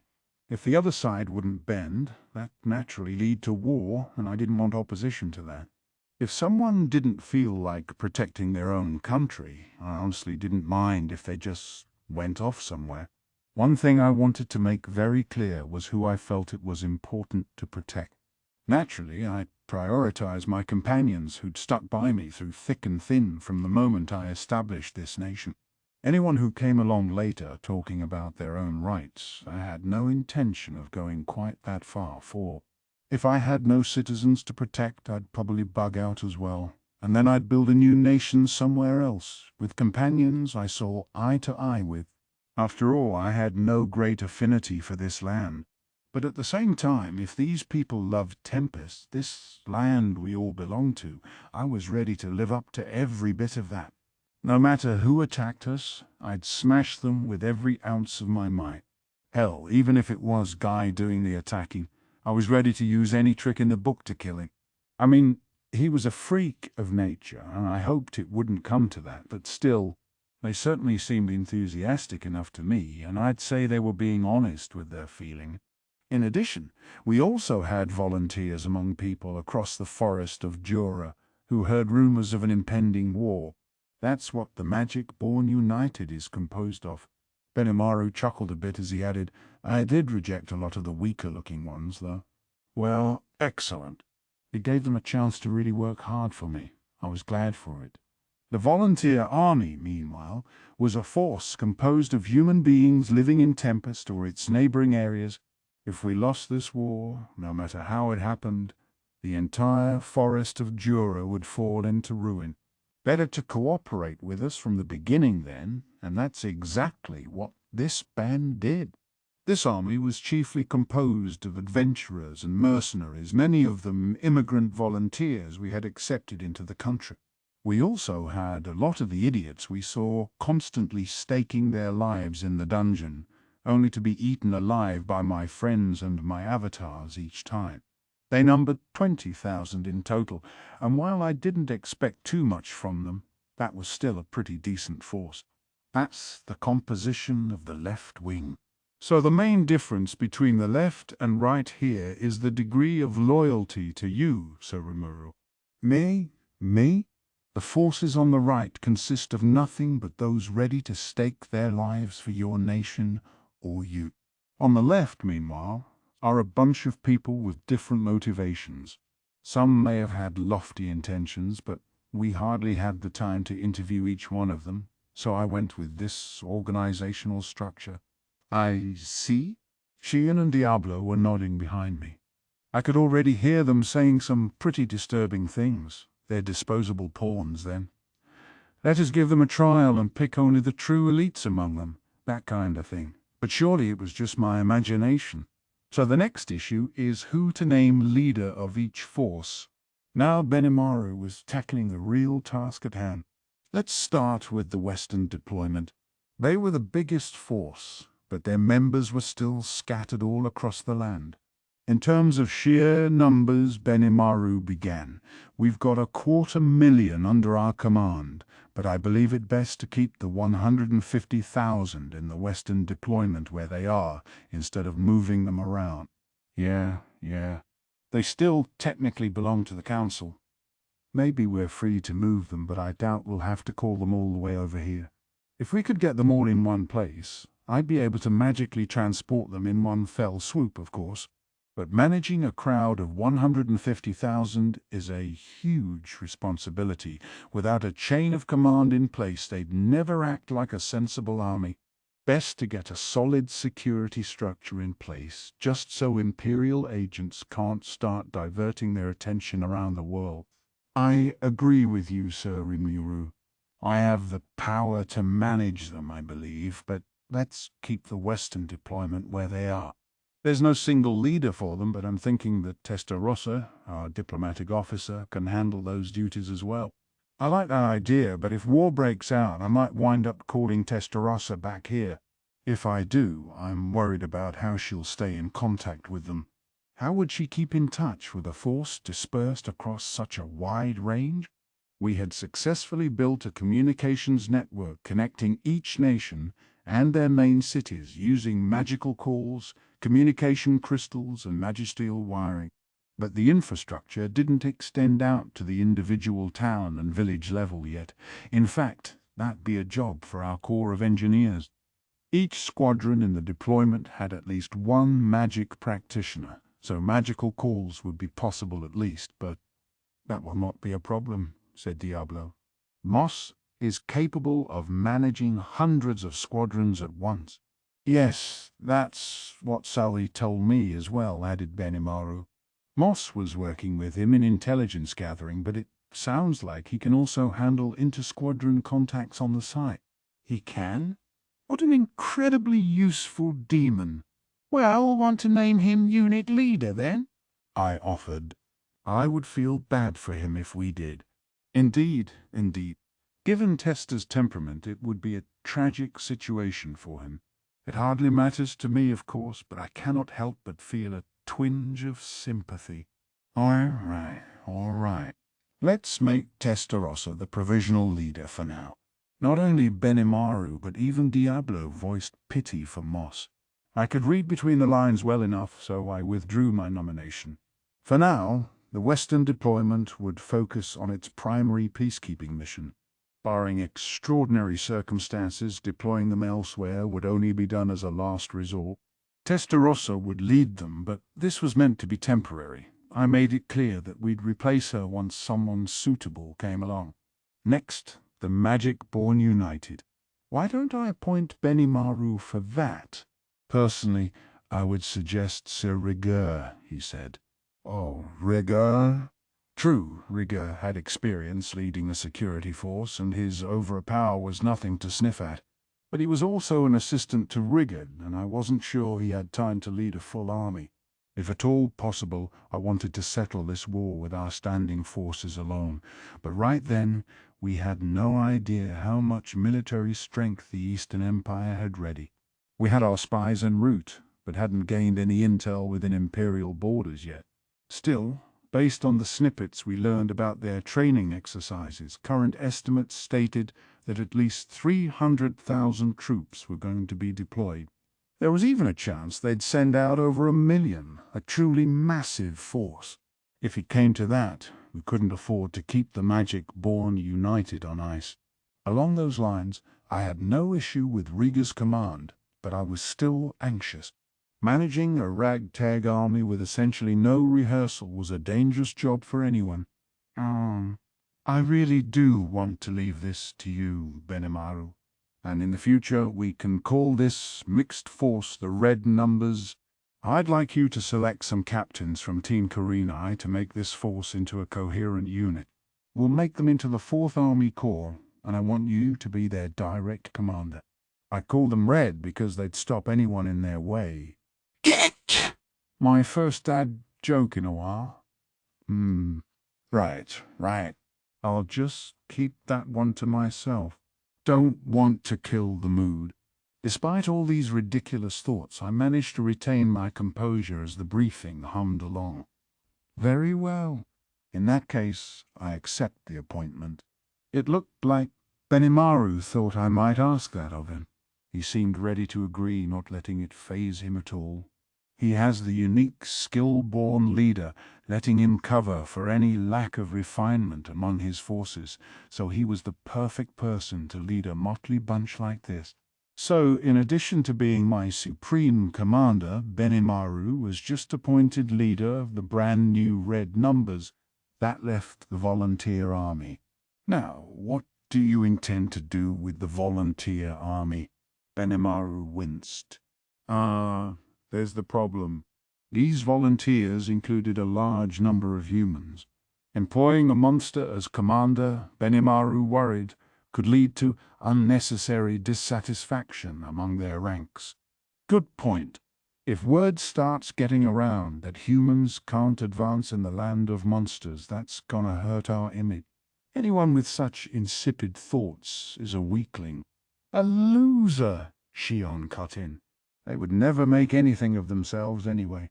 You have no need at all to worry about them.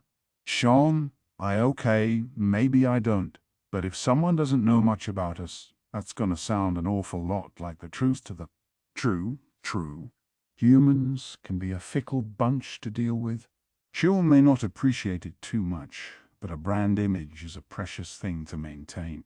It'd be ridiculous if we let this issue make us out to look discriminatory, so I thought it required serious debate. But is there really anyone suitable for the role? Diablo asked. There wasn't, really. That's why Benimaru was so troubled. I hear you there, I replied. These are volunteers, besides. We didn't even plan for them. But we can't let them go idle, said Benimaru. No, we couldn't. I appreciated the humans' ardor to serve us, and I didn't want to let that go to waste. But if we wanted to make good use of them, we needed a talented commander. This volunteer army was even more ragtag than the Magic-born United. The red numbers, and if you asked me who could make them into a united force, Benimaru was about all I could think of. So now what? How about Girard in Zoe's force? Benimaru suggested. No way, I said. We picked him up as part of a secret arrangement with Engelsier. I'm sure he won't want his face seen in public. I didn't hear what kind of deal Testarossa struck with him, but having Girard bump around where everyone could see him had to be a bad idea. He'd been branded a traitor to all humankind. If we didn't treat him as dead, at least in public, it had set a bad example for everyone else. I didn't have any duty to cover for him, but there was no need for him to take center stage for us either. Strength-wise, I'd have no complaints, but it's not very realistic, no. Benimaru didn't seem too serious about pushing for him. I suppose he just lobbed the idea out for its own sake before he moved on to the next one. Restricting it to human beings was a pain, though. We went through several names, but none of them seemed to really fit. Suddenly, Shion spoke up. Perhaps we could enlist the Crusaders for a little help. Benimaru and I looked at each other, then back at Shion. I'd hardly think so. No, that wouldn't be, Then how about Masayuki? She countered before I could tell her it wasn't a good idea. Masayuki. Hearing the name struck me like lightning. That's it, I shouted. Amazing, Shion! Benimaru hollered in tandem. That was the exact moment we decided to appoint Masayuki to be our volunteer army's leader. This was decided, of course, without consulting the guy himself, but it was one decision that pretty much anyone would agree with. The only one less than convinced was Masayuki. Why me? He brought a hand to his head when I gave him the news, but I didn't have much to say to him. As sad as it was, this was war. What people wanted didn't factor into it. I know I was thinking the opposite a moment ago, but I couldn't worry about Masayuki's feelings here. After all, things ought to be fine if I leave the volunteer army in his hands. In times like these, he was a valuable ally to have. You know, I think I've gotten better at using my chosen one unique skill, too. I'm not getting showered in praise after everything I do like before. But now I'm not able to use it when I want to, so please don't expect too much of me, all right? He was really being a sore loser about it, trying to weasel out any way he could, but I knew that wasn't the truth. After all, Masayuki was as popular as ever, and he still wielded massive influence around the world. But don't you want to show off to Kenya and the gang? If he accepted the job, I was willing to let him teach whatever weird stuff he wanted to the kids and bask in their adulation. Hey, it'll be all right. You can do it. But, no buts. I helped you out when you had to face off against Bovix, remember? Masayuki's party had already made it past floor 50, where Bovix had served as guardian. During that expedition, I used my avatar to put my thumb on the scale a bit, softening up the guy enough so that they could defeat him and take all the credit. That did save my hide, yes. So, do we have a deal? All right. Between coaxing him and soothing his ego, I finally got a yes. You have been a big help to me, Rimuru. I really did want to pay you back sometime, so... He still didn't sound too enthusiastic, but he took the job of volunteer army general anyway. We received no complaints from those volunteers either. In fact, the reaction was more like all right, and victory is ours, and so on. To them, it was like going in with 20 points already on the board.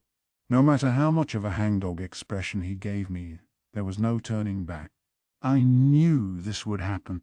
Masayuki said he had more control over the Chosen One skill these days, but what did he mean by that?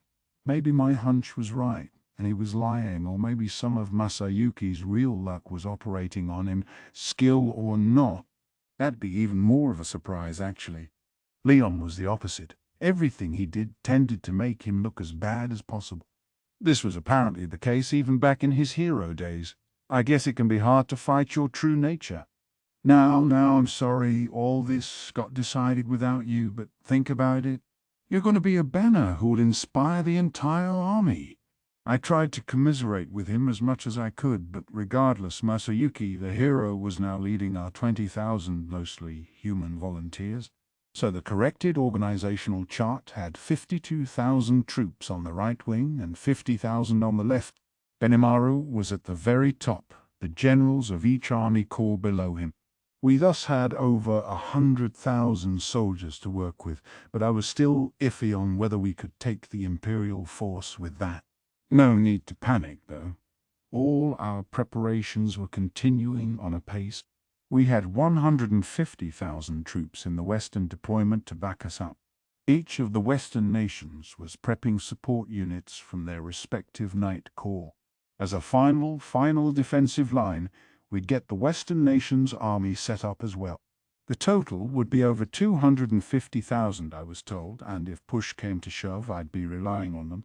This was the figure we cobbled together from all the mercenaries and support troops, but it was hard to tell if it was a lot or a little. Testarossa had cajoled and threatened the council into cooperating with us.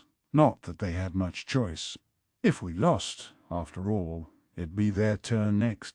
We wouldn't be tapping into any of these forces unless things looked pretty grim for ourselves.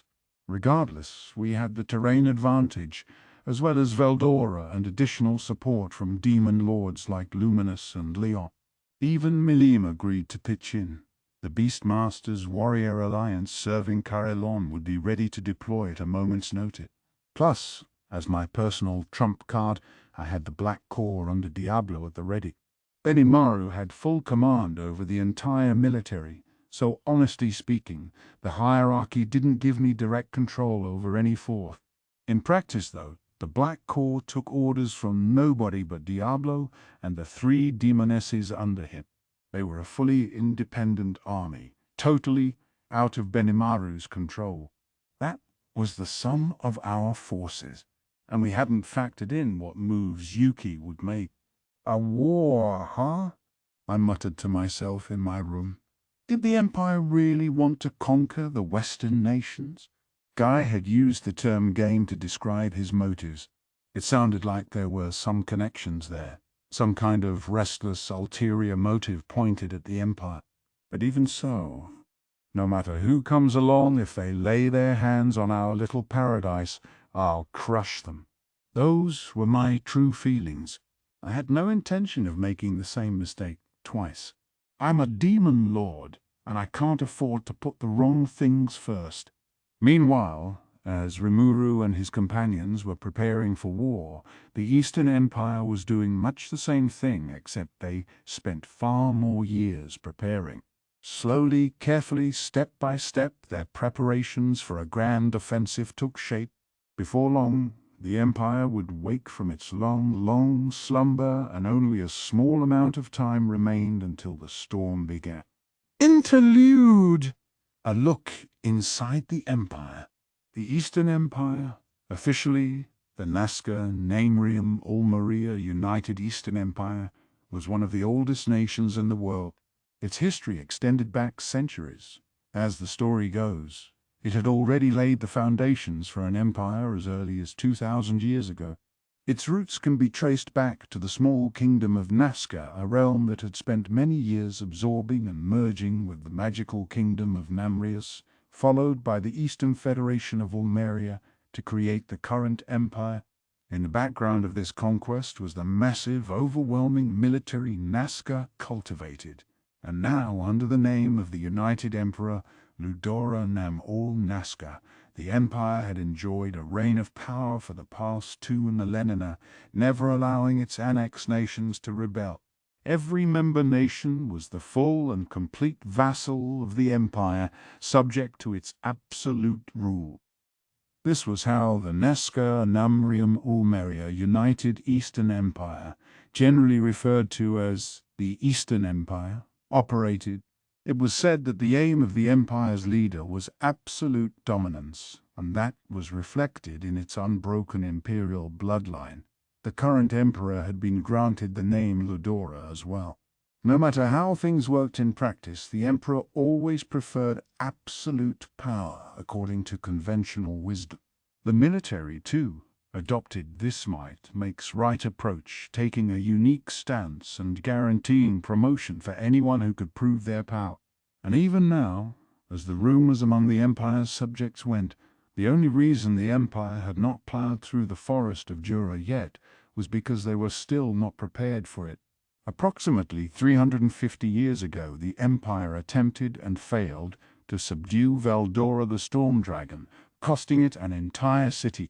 Those who managed to rile that fickle dragon were not given the time to regret it, as they perished with that city.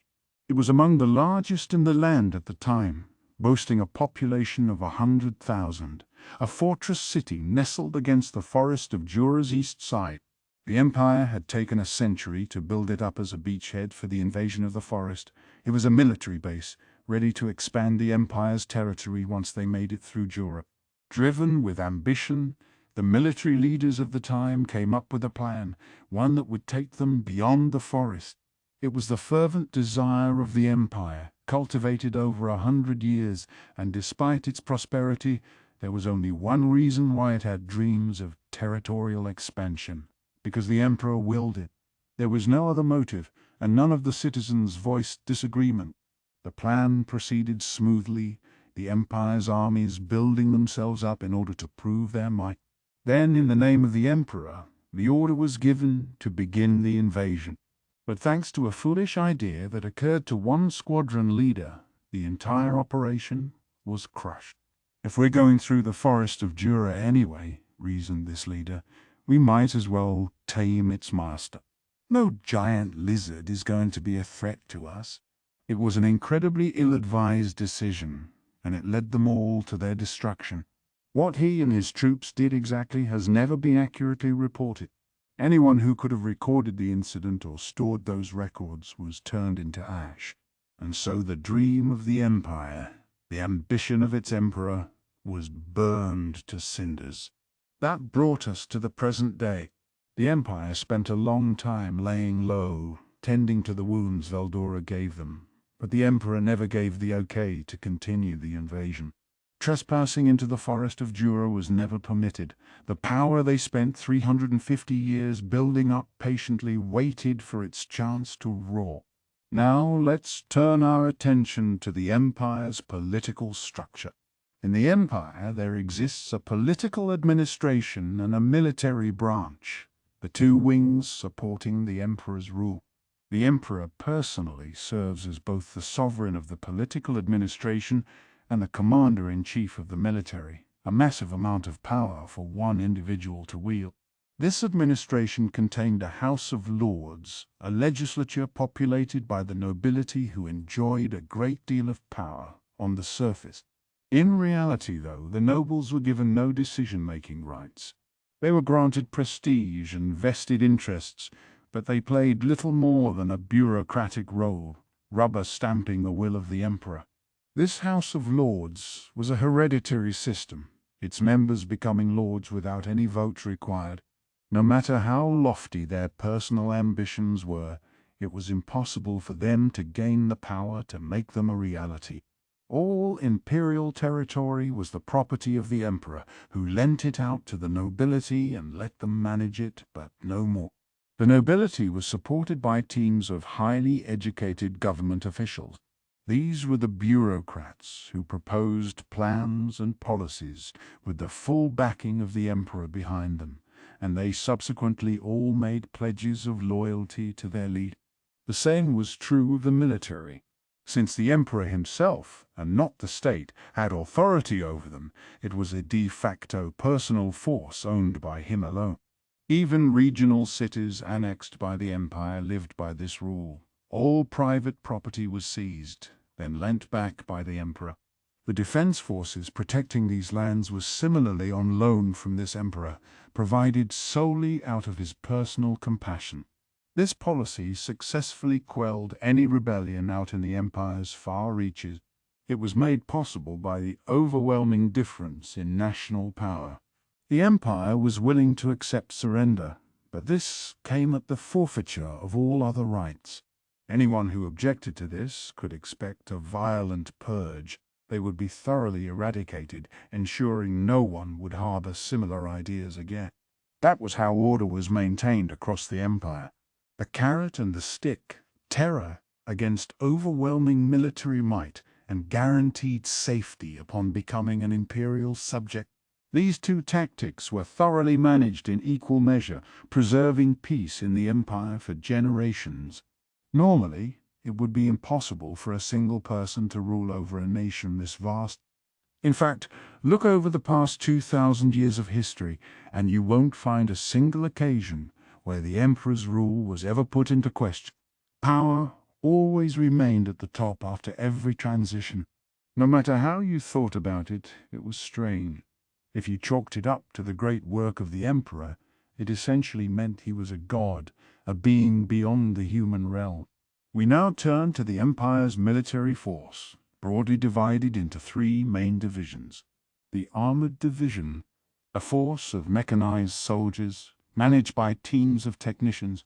This was a modern armored force possessing tanks and more, symbolizing the technological might of the empire. The Magical Beast Division, a collection of beasts taken from around the world, inside and outside empire territory. Controlling and wielding their powers made this division a symbol of the empire's power.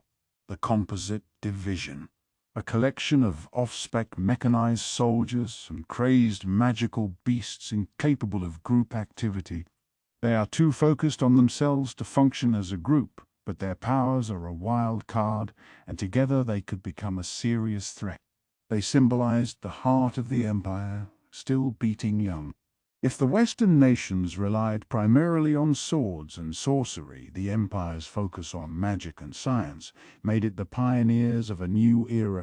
The presence of otherworlders played a mighty role in the empire's expanded military. One imperial subject took a particular interest in these visitors and the cosmic knowledge they held. He was named Ghidorah, a great sorcerer who served in the imperial palace for many years, and despite his wizened appearance, he was an energetic man. He had a thirst for knowledge, not just magical either, and he relished chatting with people from other worlds. Through them, he learned that this other world also consisted of multiple countries, and unlike this one, the inhabitants found ways to overcome differences in opinion and language to live together. There was no magic in that world, causing it to grow and evolve in quite a different direction from this one. Ghidorah had lived for a long time. Whenever he approached the end of his natural lifespan, he used the self-invented mysterious arts, reincarnation, to resurrect himself over and over again. It allowed him to observe otherworlders over many years, granting him huge stores of knowledge and even a command of several languages from the other world. Whenever a new otherworlder came along, he'd always have them brought to him and he'd put them under his protection. The empire had been collecting more than just magical beasts from around the world, and Ghidorah advocated for otherworlders in the imperial court, receiving permission to do with them what he wanted. Otherworlders with special skills or knowledge were welcomed in the empire, and their population was far beyond that of any other nation in the world. That explained why the empire's culture and characteristics were so heavily influenced by them. Many of these people had unique skills as well, and the empire conducted much research on them. In this aspect as well, their military technology had developed to the point that it was surpassed by no one. In the empire, the profession of knight was obsolete. The concept of fighting cavalry had gone away. Instead, the military adopted new tactics that took advantage of their modernized weaponry. Soldiers whose very bodies had been mechanized were known as Meshach knights, treated as the star players in imperial battle. These characteristics played out most vividly in the Empire's armored division, but otherworld knowledge also played a role in the magical beast division. The otherworlders had brought with them knowledge of DNA, deoxyribonucleic acid, a macromolecular organic substance that contained the genetic information for living beings. This knowledge made it possible to analyze the powers of magical beasts on a scale like none before, and that further branched out into other research. Finally, the composite division was home to a large number of powerful otherworlders, each wielding their own unique skills, and one derided their battle strength at their own peril. It was the masterful manipulation of factors like unique skills and otherworld technology that let the Empire create such an insurmountable military. It was no exaggeration to say that Ghidorah's passion for the subject had expanded the force's strength all by itself. In addition to the three main divisions Ghidorah helped cultivate, there was a paramilitary force charged with guarding the Emperor himself. The Imperial Guardians, a small company of only 100, and one of the few forces left that called their members knights. The uninformed observer would assume this custom to be a relic carried over from antiquity, but that was not the case. After all, the Imperial Knights who staffed this troop were the best of the best, handpicked from those who stood above the pack in each division. Some were otherworlders even, proving that the Empire didn't discriminate based on bloodline or birthplace. To the very end, the motto of the Empire was might makes right, and there was no better evidence of that than what was illustrated here. These knights gained their position purely through power alone, not the blood or influence gained over generation. As a symbol of their superiority, all members of the Imperial Guardians were granted legend-class weapons and armor. The very best equipment, handled by the very best fighters, created a tremendous synergy effect, giving this team of 100 more pure fighting power than an entire division. They were also guaranteed the best treatment in the Empire. Every one of them was a high-level military officer, and in special missions, they were afforded at the least the authority of an army colonel. They were the pride of the military and the greatest force in the whole Empire. So the Empire had, in essence, 4 military divisions. Each of them could only be led by those with a convincing talent for the position. They needed to be recognized as the strongest by anyone who saw them. How did they prove this? By rank-based duels within the divisions. The system allowed lower-ranking members to challenge their superiors under the arbitration of a third party, and these rankings were thus in a constant state of flux. The duels had to satisfy a few conditions, of course, before they were accepted. They were forbidden during military maneuvers, and witnesses were required for them to be certified. Also, if you challenged someone and lost, you had to wait a year before mounting another challenge. The same was true if you killed your opponent, but the higher-ranked defender was allowed to kill a challenger without penalty, so this contest wasn't something you embarked on lightly. In a way, this was the ultimate embodiment of the Empire's might makes right credo, subjugating your opponent with overwhelming force. The fact that the Imperial Guardians saw no end of would-be new members challenging their way in showed that this imperial ideal was etched into the very hearts of its subjects. Ranks within the military were therefore strictly defined, but Ghidorah didn't count in this hierarchy. He held a unique position in the realm, treated as a kind of non-imperial stranger by the Empire. Appointments to the Imperial Guardians were deliberated over by a panel that Ghidorah wasn't a part of, and the commander of each division was picked from the Guardian roster. Whenever one stepped down, a replacement would be picked from this group of 100. Anyone who wanted to move up among the Guardians had an equal chance, so those with real ability wouldn't get buried under the masses. They were free to hone their powers, silently waiting for a chance to emerge into the spotlight. Appointed to the very top of the Guardians was the Marshal, while the 3 people under them were the 3 generals of the Guardian. You automatically became Marshal if you hit the number 1 spot in the pecking order, while generals of the Guardians were named by a committee consisting of the Emperor, the current Marshal, and Ghidorah. It took more than brute strength to run a military force, after all. Still, any general who became a division commander was always going to be the strongest member of their division, since, by definition, everyone serving in one was going to be weaker than an imperial knight. To outside observers, the Marshal and their generals stood at the peak of the Empire, and if the Imperial Guardians received legend-class gear, this quartet naturally had to own something even better. These were the Empire's greatest hidden treasures, the most potent of gear, used to suppress other nations in ancient times. God-class gear, in other words. Possessing multiple examples of semi-mythological gear quite literally meant you were supporting the very dignity of the Empire. This was the ultimate in weaponry and armor, items an average person wouldn't even be allowed to touch. It was said one needed to have certain capabilities to so much as pick them up. Only when the gear accepted you, it was said, would it unleash its true force. The greatest of power supported by the ultimate in gear.